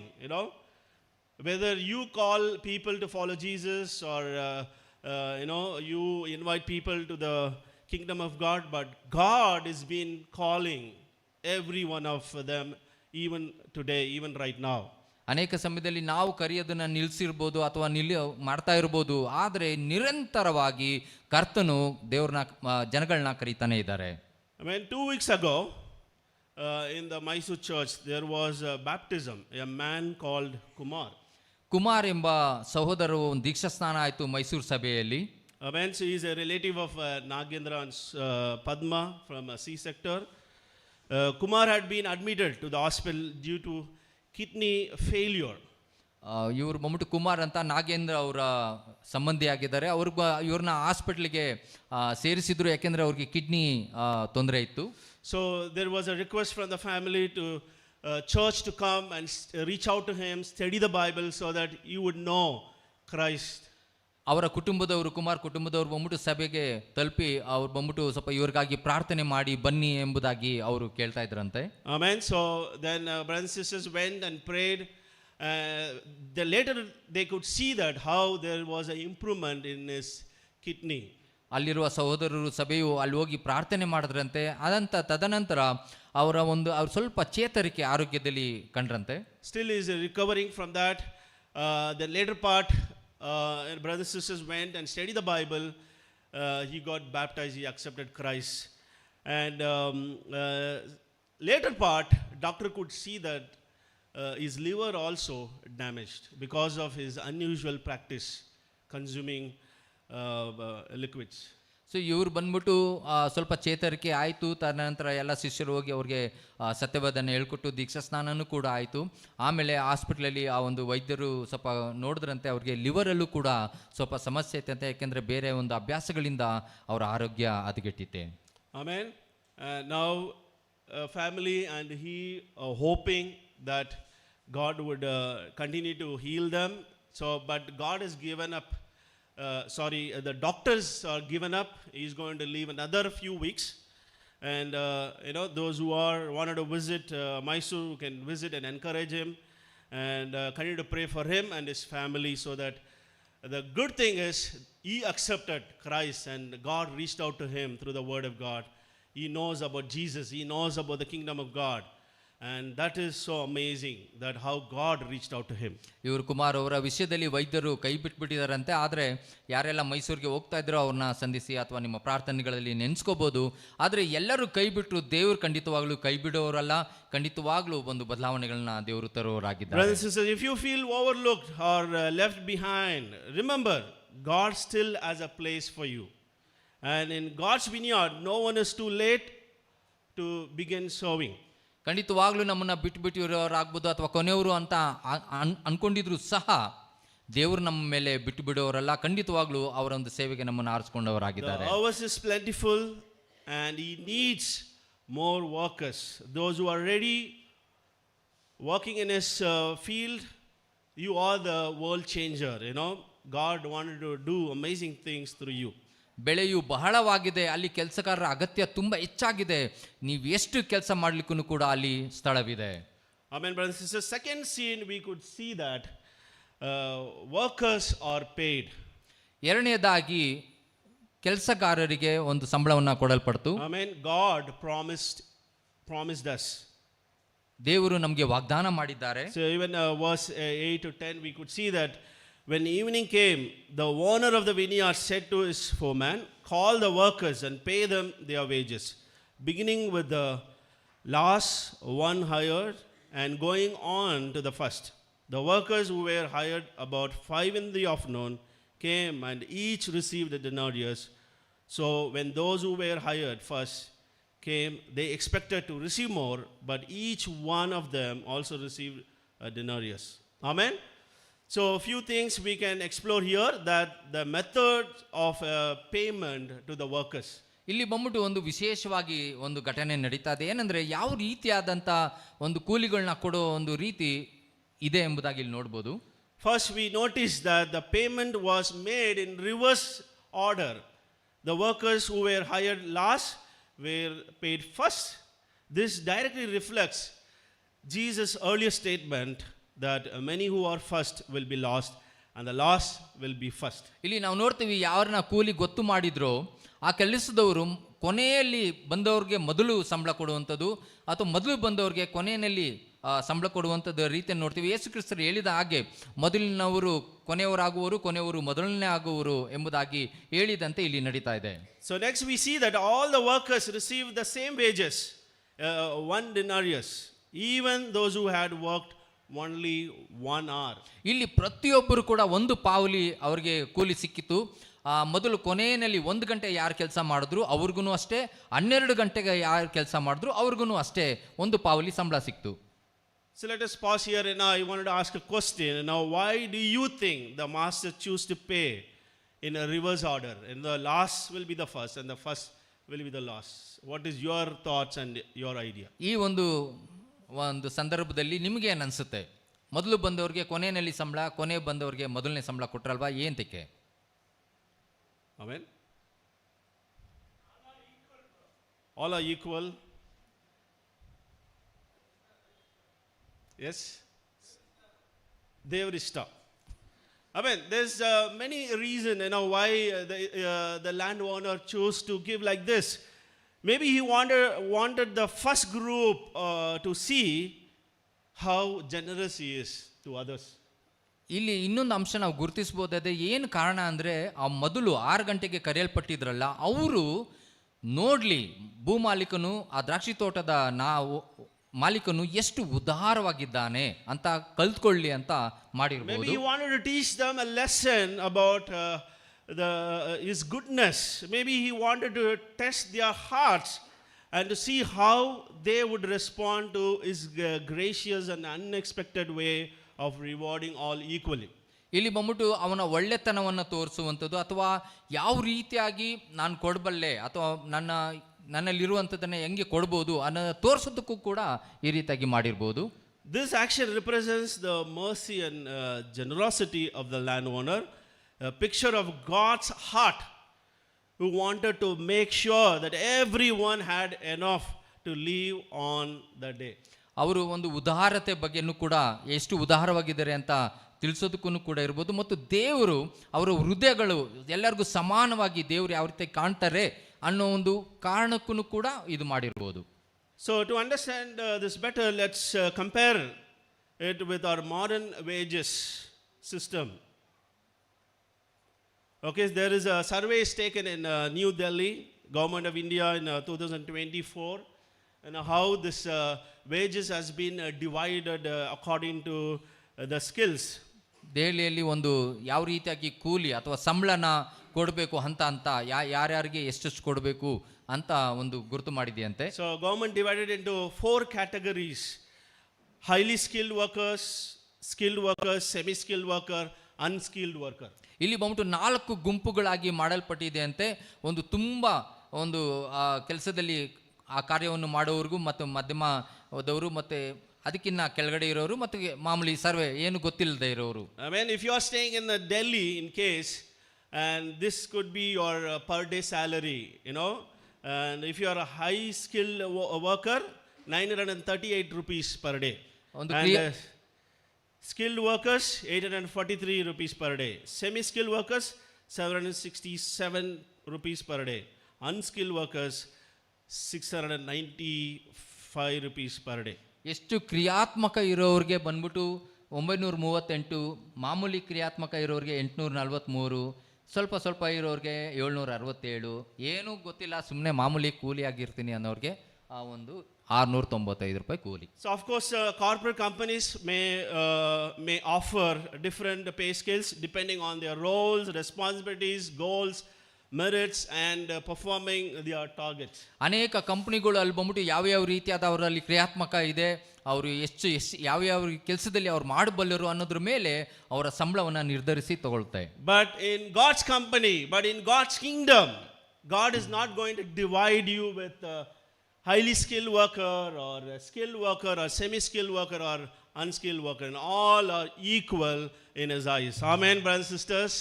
ಆದರೆ ದೇವರ ರಾಜ್ಯದಲ್ಲಾದರೂ ಎಲ್ಲರೂ ಒಂದೇ ಸಮನಾಗಿ ದೇವರು ನೋಡುವಂಥವರಾಗಿದ್ದಾರೆ.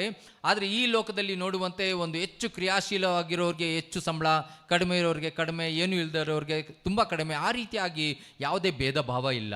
In God's kingdom, it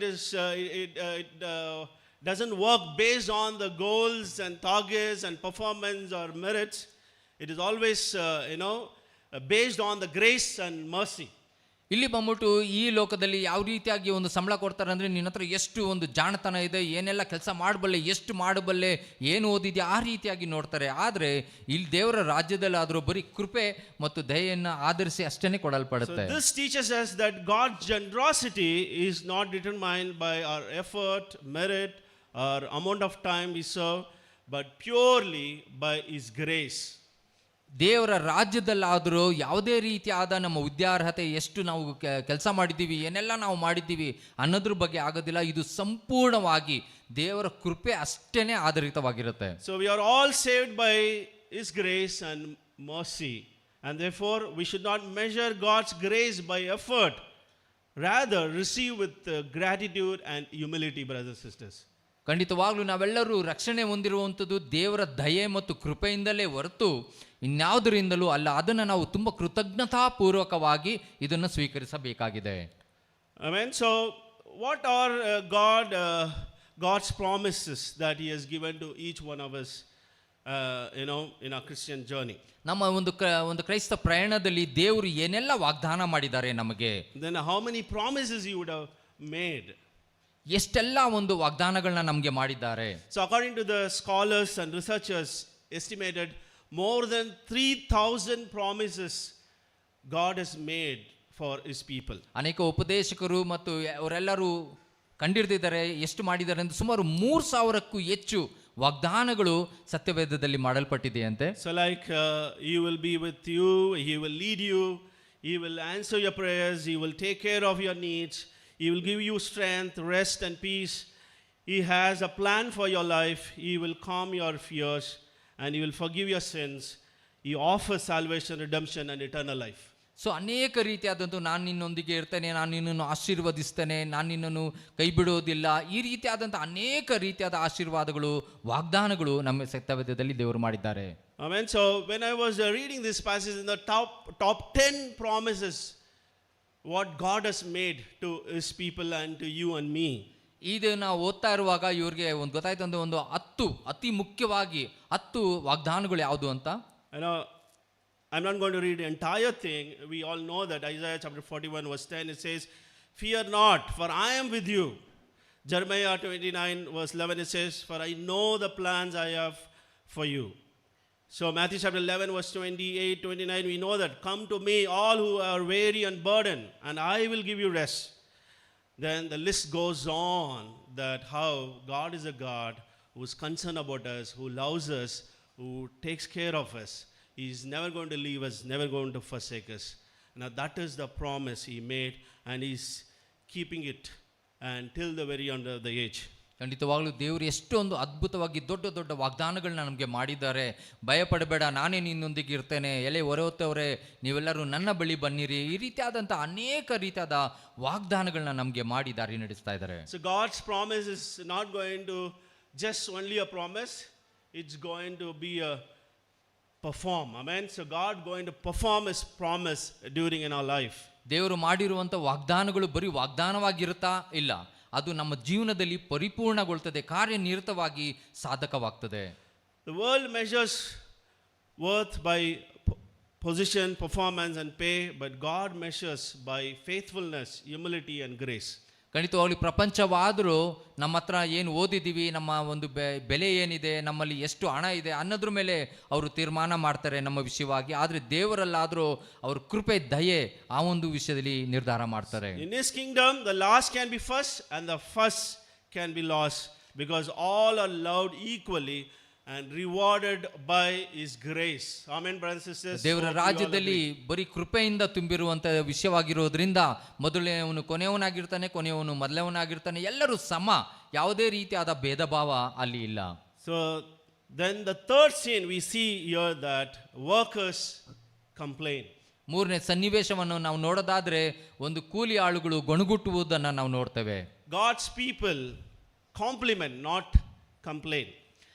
ದೇವರ ಮಕ್ಕಳು ಬಂದ್ಬಿಟ್ಟು ಒಬ್ರಿಗೊಬ್ರು ಪರಸ್ಪರ ಹಿತಚಿಂತಕರಾಗಿರ್ತಾರೆ ಹೊರತು ಗೊಣಗುಟ್ಟವರಾಗಿರೋದಿಲ್ಲ. So verse 11 to 12 it says, when they received it, they begin to grumble against the landowner. These who were hired last worked only an hour. They said, and you have made them equal to us, who have borne the burden of the work and heat of the day.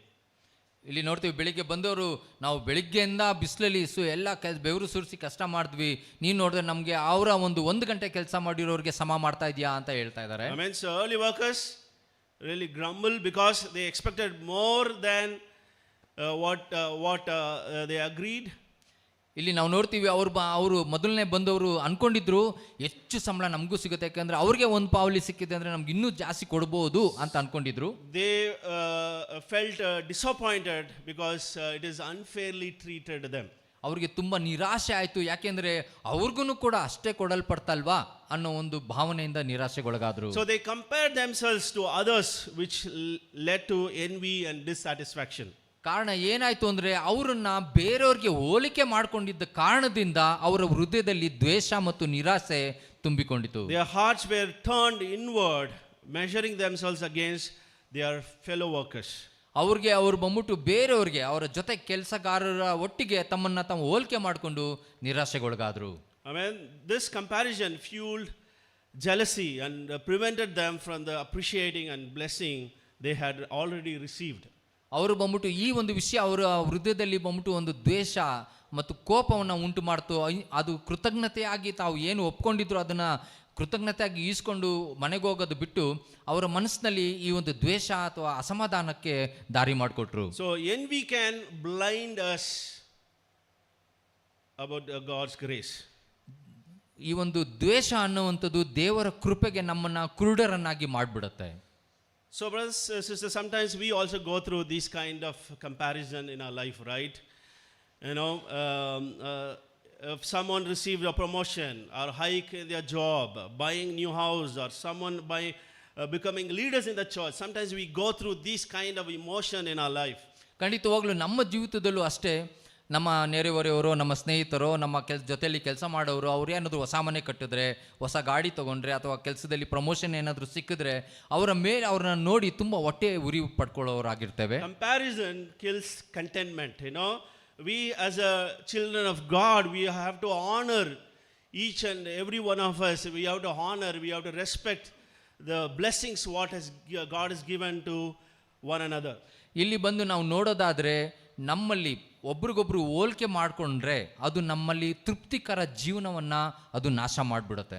ನಾವು ಒಬ್ರಿಗೊಬ್ರು ಹೋಲಿಕೆ ಮಾಡ್ಕೋಬಾರ್ದಾಗಿದೆ. ಮತ್ತು ದೇವರು ನಮಗೆ ಏನೆಲ್ಲ ಕೊಟ್ಟಿದ್ದಾರೆ ಅದನ್ನು ಕೃತಜ್ಞತಾಪೂರ್ವಕವಾಗಿ, ಸಂತೋಷವಾಗಿ ಅದನ್ನು ಸ್ವೀಕರಿಸ್ಕೊಳ್ಬೇಕೆ ಹೊರತು ಹೊಟ್ಟೆ ಉರಿ ಪಡ್ಕೋಬಾರ್ದು. Amen. So sometimes I go through these kind of comparisons because all of my classmates are in abroad, they have bought new houses and they are citizen of another country. And when I look at them and I see that and always feel that, why God has not blessed me, I easily compare with them. ಇವರ ಒಂದು ಸಹೋದರರ ಮನಸ್ಸಿನಲ್ಲೂ ಕೂಡ ಈ ಒಂದು ಭಾವನೆ ಬರುತ್ತಂತೆ. ಇವರ ಜೊತೆಯಲ್ಲಿ ಓದಿದ ಸ್ನೇಹಿತರೆಲ್ಲರೂ ಬೇರೆ ದೇಶದ ಪ್ರಜೆಗಳಾಗಿದ್ದಾರೆ ಮತ್ತು ಬೇರೆ ಬೇರೆ ದೊಡ್ಡ ದೊಡ್ಡ ಕಂಪ್ನಿಗಳಲ್ಲಿ ಒಳ್ಳೊಳ್ಳೆ ಸಂಬಳದಿಂದ ಇದ್ದಾರೆ. ಅವ್ರನ್ನ ದೇವ್ರು ನನಗೇನು ಆಶೀರ್ವಾದ ಮಾಡಿಲ್ವಲ್ಲ, ಯಾಕೆ ನನಗೆ ಹಿಂಗಿಟ್ಟಿದ್ದಾರೆ, ಆ ರೀತಿಯಾಗಿ ಹೋಲಿಕೆ ಮಾಡಿಕೊಂಡು ಅಸಮಾಧಾನಕ್ಕೆ ಸ್ವಲ್ಪ ಆಸ್ಪದ ಮಾಡ್ಕೊಡ್ತಾರಂತೆ. But I forgot that how God has been blessing in my life, and how God has given me opportunity to serve Him. God has given me a family where I could able to practice the word of God. And God has given me the church. There are so many things I could put the list and how much God has blessed me. Sometimes I don't think about the blessings. I always think about others' blessings and compare and get struggle with that. ಕೆಲವು ಸಮಯದಲ್ಲಿ ಇವರು ಏನೆಲ್ಲ ದೇವರು ಇವರಿಗೆ ಆಶೀರ್ವಾದ ಮಾಡಿದ್ದಾರೆ, ಸಭೆಯಲ್ಲಿ ಸೇವೆ ಮಾಡಲಿಕ್ಕೆ ಅಥವಾ ಒಳ್ಳೆ ಕುಟುಂಬವನ್ನು ಕೊಟ್ಟಿದ್ದಾರೆ, ಒಂದು ದೇವರ ವಾಕ್ಯವನ್ನು ಅಭ್ಯಾಸ ಮಾಡಲಿಕ್ಕೆ ಒಂದು ಅವಕಾಶ ಕೊಟ್ಟಿದ್ದಾರೆ, ಈ ರೀತಿಯಾದ ಒಂದು ಆಶೀರ್ವಾದವನ್ನು, ರಕ್ಷಣೆಯನ್ನು ಕೊಟ್ಟಿದ್ದಾರೆ. ಈ ರೀತಿಯಾದ ಆಶೀರ್ವಾದಗಳನ್ನ ಮರೆತು ಇವರ ಸ್ನೇಹಿತರೊಟ್ಟಿಗೆ ಅಥವಾ ಬೇರೆಯವ್ರಿಗೆ ಹೋಲಿಕೆ ಮಾಡಿಕೊಂಡು ಈ ಒಂದು ಆಶೀರ್ವಾದಗಳನ್ನ ಮರ್ತೋಗ್ತಾ ಇದ್ದಾರೆ. Amen. So as a child of God, we need to compliment, and regardless of a young and old, and we need to celebrate along with the brothers and sisters whatever the blessings they are receiving from God. And God has already blessed us, and He's blessing our brothers and sisters in the church. Let's celebrate along with them. Somebody is receiving the blessings. ಖಂಡಿತವಾಗ್ಲೂ ಉಬ್ಬಿಯರು ನಾವು ಪರಸ್ಪರ ನಾವು ಅಭಿನಂದನೆಗಳನ್ನ ಸಲ್ಲಿಸಬೇಕು. ಏನೆಲ್ಲ ದೇವರ ಆಶೀರ್ವಾದ ಮಾಡ್ತಾ ಇದ್ದಾರೆ ನಮಗೆ, ಅದೇ ರೀತಿಯಾಗಿ ನಮ್ಮಲ್ಲೂ ಕೂಡ ಇರುವಂಥದ್ದು ವಿಷಯದಲ್ಲೂ ಕೃತಜ್ಞತೆಯಾಗಿ ನಾವು ಇರಬೇಕಾಗತ್ತೆ. Even sometimes some things are not happening what we expected in the church. We easily complain with little things which is annoys us. ಕೆಲವೊಂದು ಸಮಯದಲ್ಲಿ ಸಭೆಯಲ್ಲಿ ನಾವು ಏನೋ ಅನ್ಕೊಂಡು ಬಂದಿರ್ತೀವಿ, ಇದೆಲ್ಲ ಆಗಬೇಕು, ಈ ಥರ ಇರಬೇಕು ಅಂತ ಇಲ್ಲ. ಅದಾಗಲಿಲ್ಲ ಅನ್ನುವಾಗ ಏನೋ ಒಂದು ಕಿರಿಕಿರಿ ಆಗ್ತಾ ಇರುತ್ತೆ ಮನಸ್ಸಲ್ಲಿ, ಯಾಕೆ ಈ ಥರ ಆಗ್ತಾ ಇದೆ ಅಂತ ಅನಿಸುತ್ತೆ. Amen. So I really wanted to appreciate Dhanashekar uncle, who is in our region, is in Bannergada sector. He always initiates with people, wanted to pray with everybody.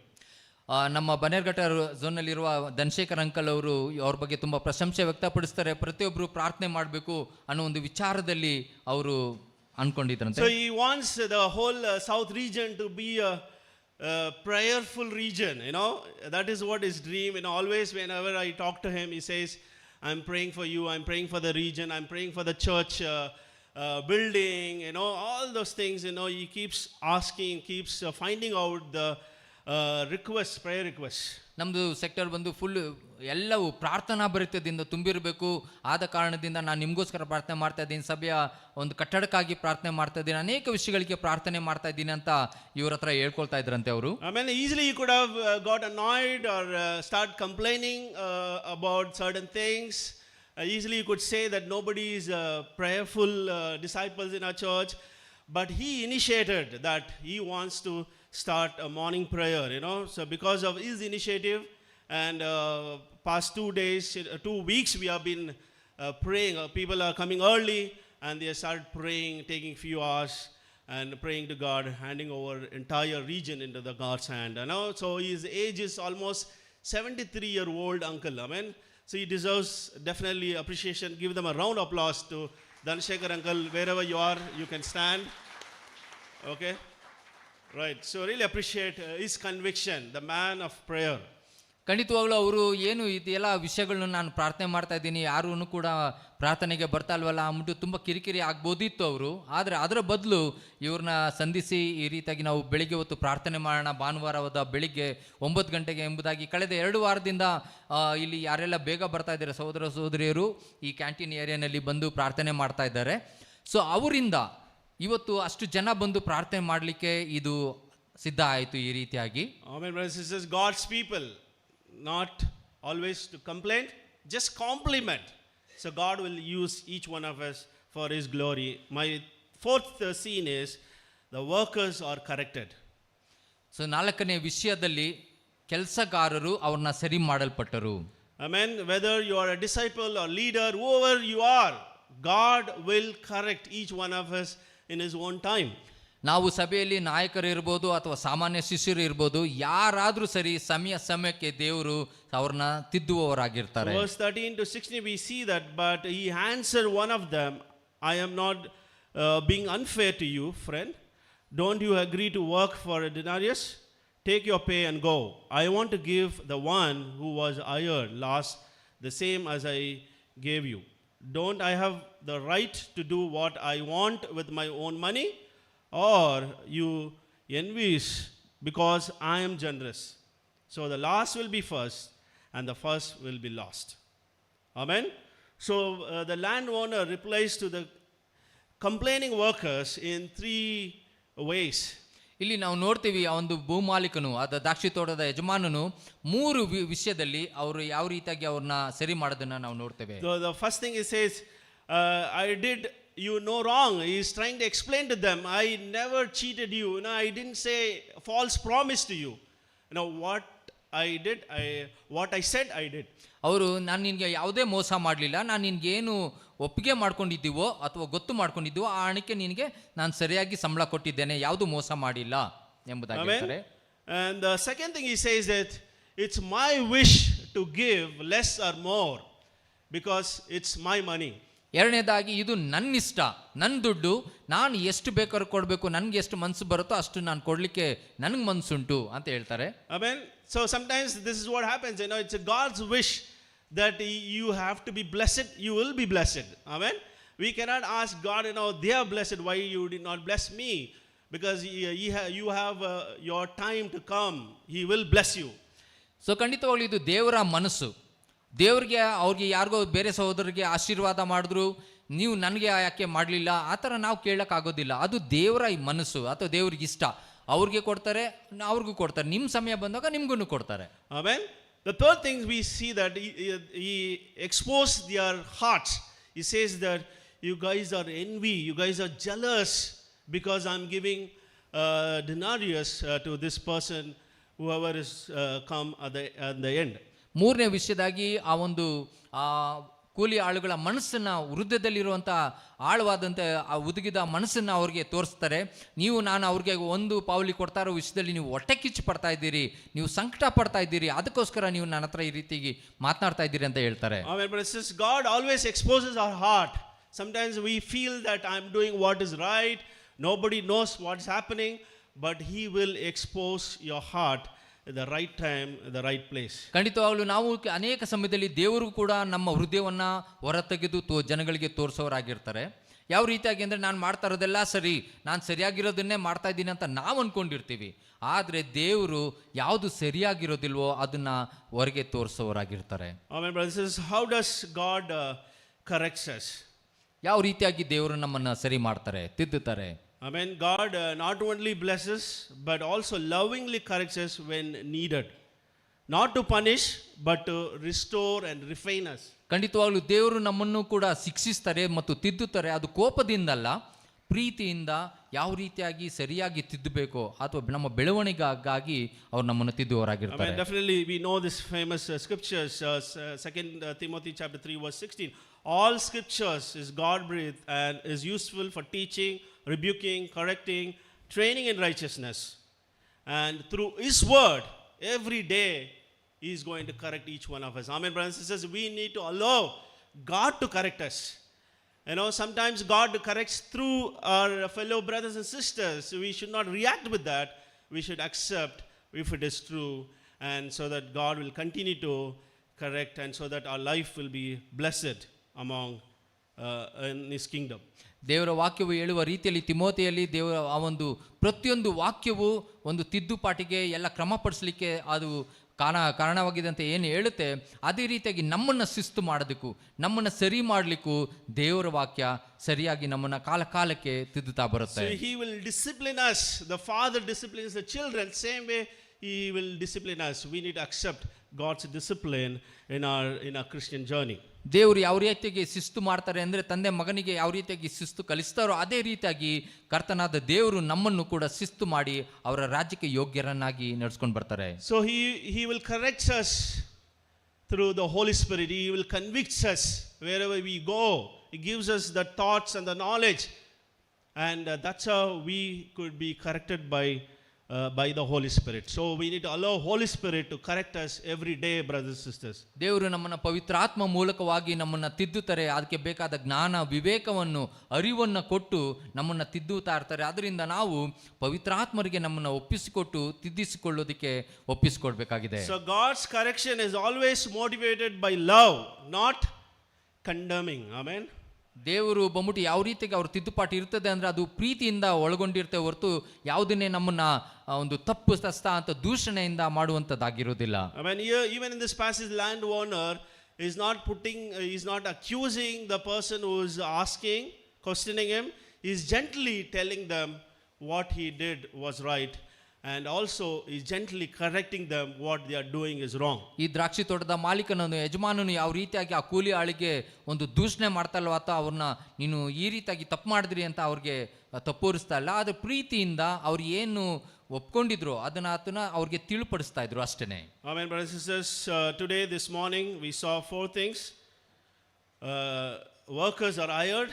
God called each one of us. Workers are paid. God promised each one of us whatever He promised. He's been faithful.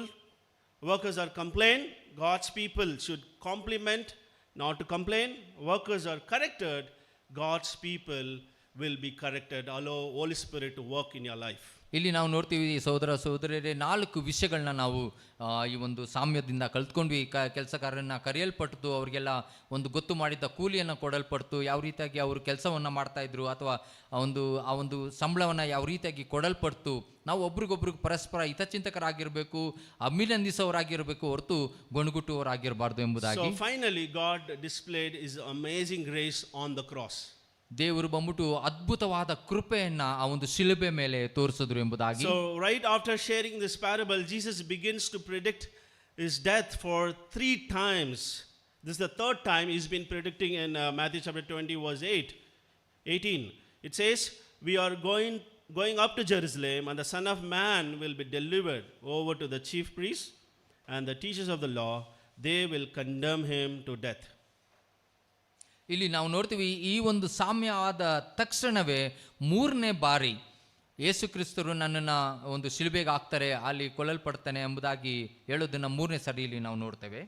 Amen. So Jesus reveals the depth of His love and the true purpose of His coming, to offer Himself ultimate sacrifice for humanity.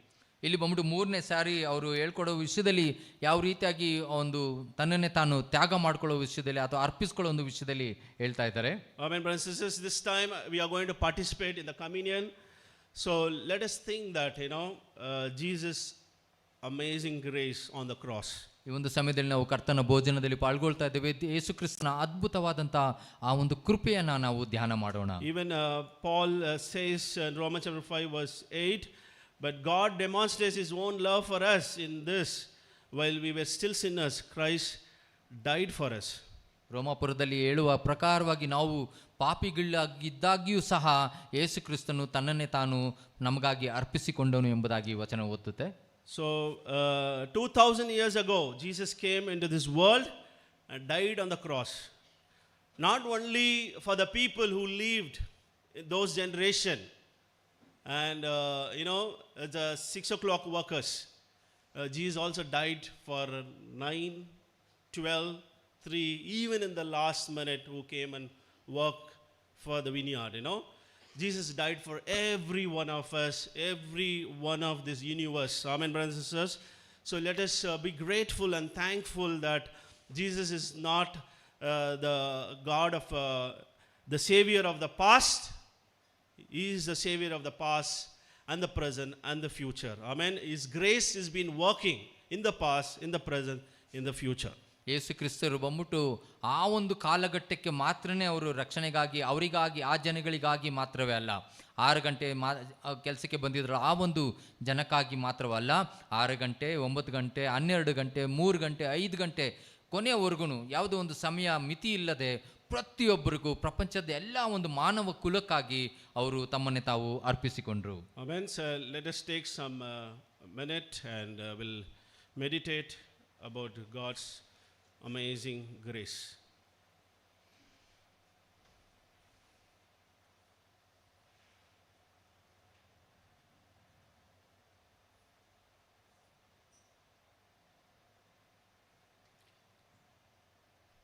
Let us pray. The bread which represents the body of Christ, the wine which represents the blood of Jesus. Let's pray that God to continue to remain in His grace. Thank you so much, Father God, this wonderful morning where we could able to understand your grace, Father, and the grace that willing to suffer for us, so willing to go through pain, willing to go through shame, just to give us a salvation, just to we to lead a right life on this earth, Father God. So thank you so much for your love. Thank you so much for your amazing grace and mercy and compassion towards each one of us this morning, God. So please continue to be with us. Please forgive all our sin. Bless this bread, and so that your grace could continue to lead us, Father. Thank you so much this time. In Jesus' name we pray. Amen. ದ್ರಾಕ್ಷಾರಸಕ್ಕಾಗಿ ಪ್ರಾರ್ಥಿಸುವ. ಸರ್ವಶಕ್ತನೂ ಅಭ್ಯುದಯನಾದ ಯೇಸು ಕ್ರಿಸ್ತನ ನಾಮದಲ್ಲಿ ದೇವರೇ, ನಾವು ನಿಮ್ಮಲ್ಲಿ ಕೃತಜ್ಞತಾಪೂರ್ವಕವಾಗಿ ಧನ್ಯವಾದಗಳನ್ನು ಸ್ತುತಿ ಸ್ತೋತ್ರಗಳನ್ನು ಅರ್ಪಿಸ್ತೇವೆ. ಈ ಒಂದು ಸಮಯದಲ್ಲಿ ದ್ರಾಕ್ಷಾರಸದ ಮೂಲಕ ಒಂದು ಸಾದೃಶ್ಯವಾದಂಥ ನಿಮ್ಮ ರಕ್ತವನ್ನು ನಾವು ಭುಜಿಸುವಾಗ ಆಶೀರ್ವಾದ ಮಾಡಿರಿ ದೇವರೇ. ನೀವು ತೋರಿಸಿದ ಈ ಕೃಪೆಯು ಅದ್ಭುತವಾದದು, ಖಂಡಿತವಾಗಲೂ ಅದಕ್ಕೆ ಸಮನಾದದ್ದು ಯಾವುದೂ ಇಲ್ಲ ದೇವರೇ.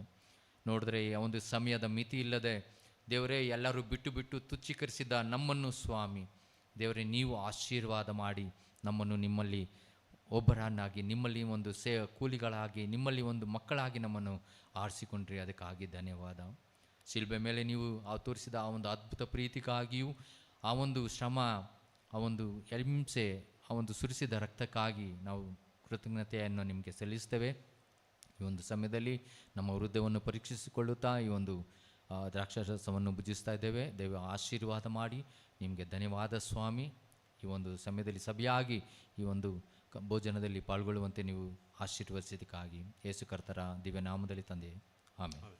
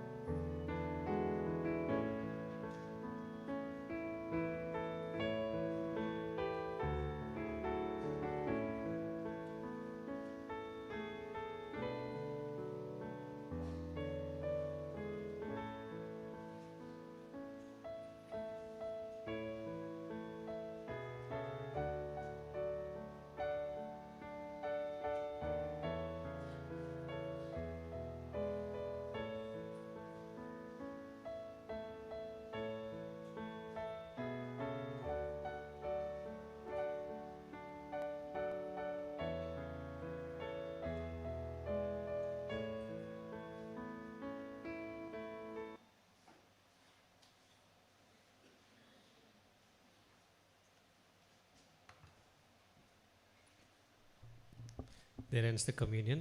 The time to give, as we give, we sing a Tamil song, Tollai Kashtangal.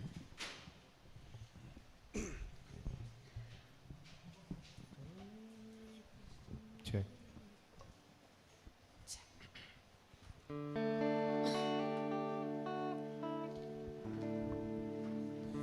தொல்லை கஷ்டங்கள் சூழ்ந்திடும், துன்பம் துக்கம் வரும், இன்பத்தில் துன்பம் சேர்ந்திடும், இருளாய் தோன்றும் எங்கும், சோதனை வரும் வேளையில் சொல் கேட்கும் செவியிலே, பரத்திலிருந்து ஜெயம் வரும், பரநன்மை காக்க வல்லோம். பரத்திலிருந்து ஜெயம் வரும், பரநன்மை காக்க வல்லோம். காக்கும் வல்ல மீட்பருண்டெனக்கு, உண்டெனக்கு, உண்டெனக்கு. காக்கும் வல்ல மீட்பருண்டெனக்கு, காத்திடுவார் என்றுமே. ஐயமிருந்ததொரு காலத்தில் ஆவி குறைவதால்,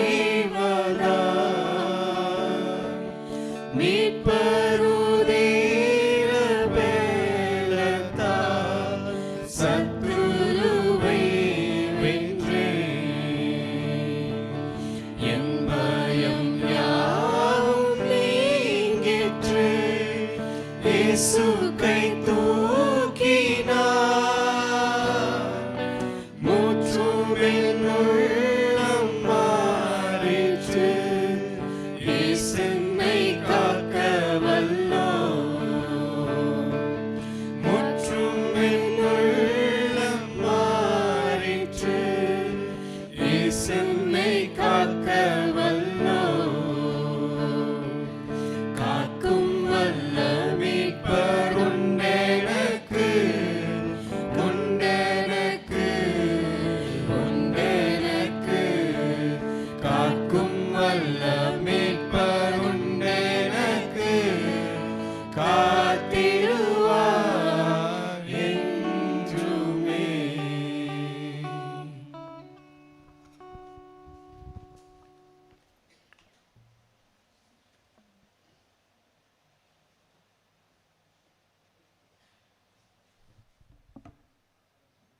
ಭಾಳ ಅದ್ಭುತವಾದಂಥ ಸಂದೇಶವಾಗಿತ್ತು ಇವತ್ತು.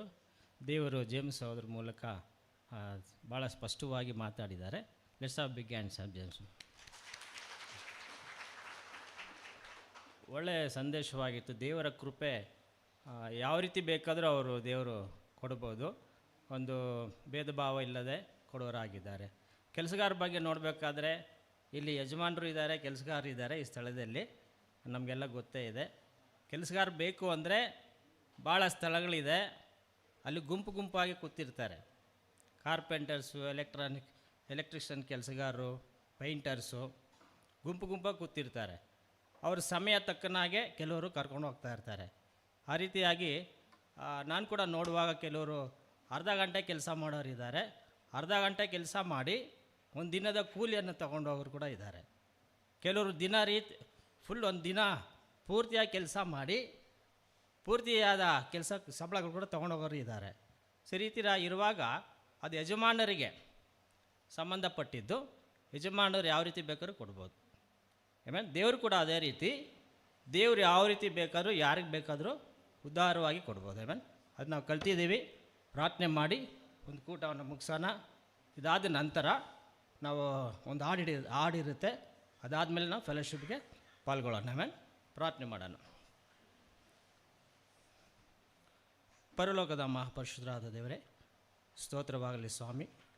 ಅದ್ಭುತವಾದಂಥ ಆರಾಧನೆಯನ್ನು ಕೊಟ್ಟು ದೇವರೇ, ಈ ದಿನದಲ್ಲಿ ಖಂಡಿತ ದೇವರೇ ನೀವು ಮಹಾ ಕೃಪಾವಂತರಾಗಿದ್ದೀರಿ. ನಮ್ಮೆಲ್ಲರಿಗೂ ಯಾವುದೇ ರೀತಿಯಾದ ಭೇದ ಭಾವವಿಲ್ಲದೆ ಉದಾರವಾಗಿ ನಿಮ್ಮ ಕೃಪೆಯನ್ನು ನಮಗೆ ದಯಪಾಲಿಸಿದ್ದೀರ ಸ್ವಾಮಿ. ಇವತ್ತು ಕೇಳಿದಂಥ ಸಂದೇಶವು ದೇವರೇ ನಮ್ಮ ಹೃದಯಗಳಲ್ಲಿ ಇಟ್ಟುಕೊಂಡು ಸ್ವಾಮಿ ನಾವು ಯಾವ ರೀತಿ ನಡ್ಕೊಳ್ಬೇಕು ಆ ರೀತಿಯಾಗಿ ನಡೆಯುವುದಕ್ಕೆ ನಮಗೆ ಜ್ಞಾನ ಬಲವನ್ನು ಕೊಟ್ಟು ನಡೆಸಿ ಸ್ವಾಮಿ. ಈ ಪ್ರಾರ್ಥನೆ ಜ್ಞಾಪನೆಗಾಗಿ ಭಾಳ ಸ್ತೋತ್ರ ಹೇಳುತ್ತಾ ನಿಮ್ಮ ಒಬ್ಬನೇ ಕುಮಾರ ಯೇಸು ಕ್ರಿಸ್ತನ ಬೇಡ್ಕೊಳ್ತಾನೆ, ಆಮೇನ್. ಹಾಡು ಆದ ನಂತರ ಎದ್ದು ನಾವು ಪ್ರಾರ್ಥನೆ ಮಾಡೋಣ. ಹಾಡು ಆದ ನಂತರ ನಾವು ಯಾರು ಅಲ್ಲಿ ಓಡಾಡೋದು ಬೇಡ, ನಾವು ಆಚೆ ಹೋಗಿ ಎಲ್ಲರೂ ಫೆಲೋಶಿಪ್ ಆಚೆ ಮಾಡೋಣ. Ma'am, thank you. ಎಲ್ಲರೂ ಎದ್ದು ನಿಂತ್ಕೊಳ್ಳೋಣ. ಕೊನೆಯದಾಗಿ ಹಾಡೋಣ, ಎಂದು ಆನಂದ. Check check check.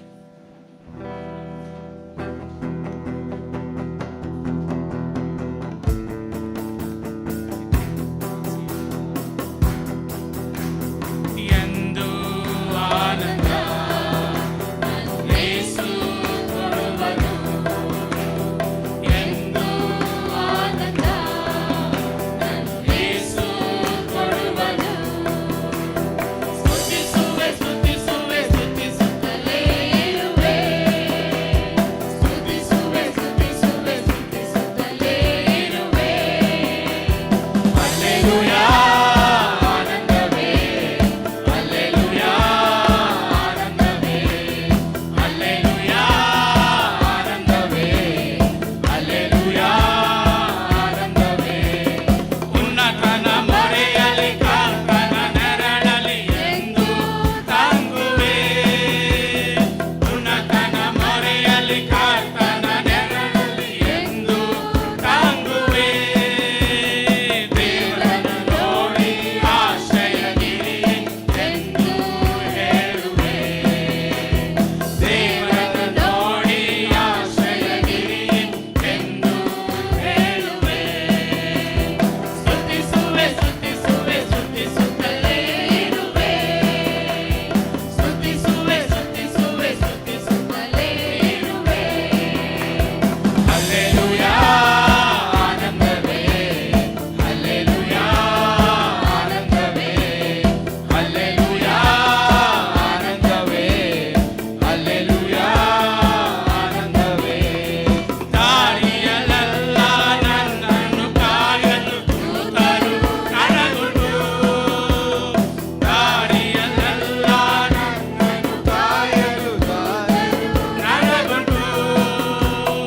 ಪಾದಗಳು ಕಲ್ಲಿಗೆ ತಗಲಾದಂತೆ ನನ್ನನ್ನು ಕಾಯುವರು, ಪಾದಗಳು ಕಲ್ಲಿಗೆ ತಗಲಾದಂತೆ ನನ್ನನ್ನು ಕಾಯುವರು.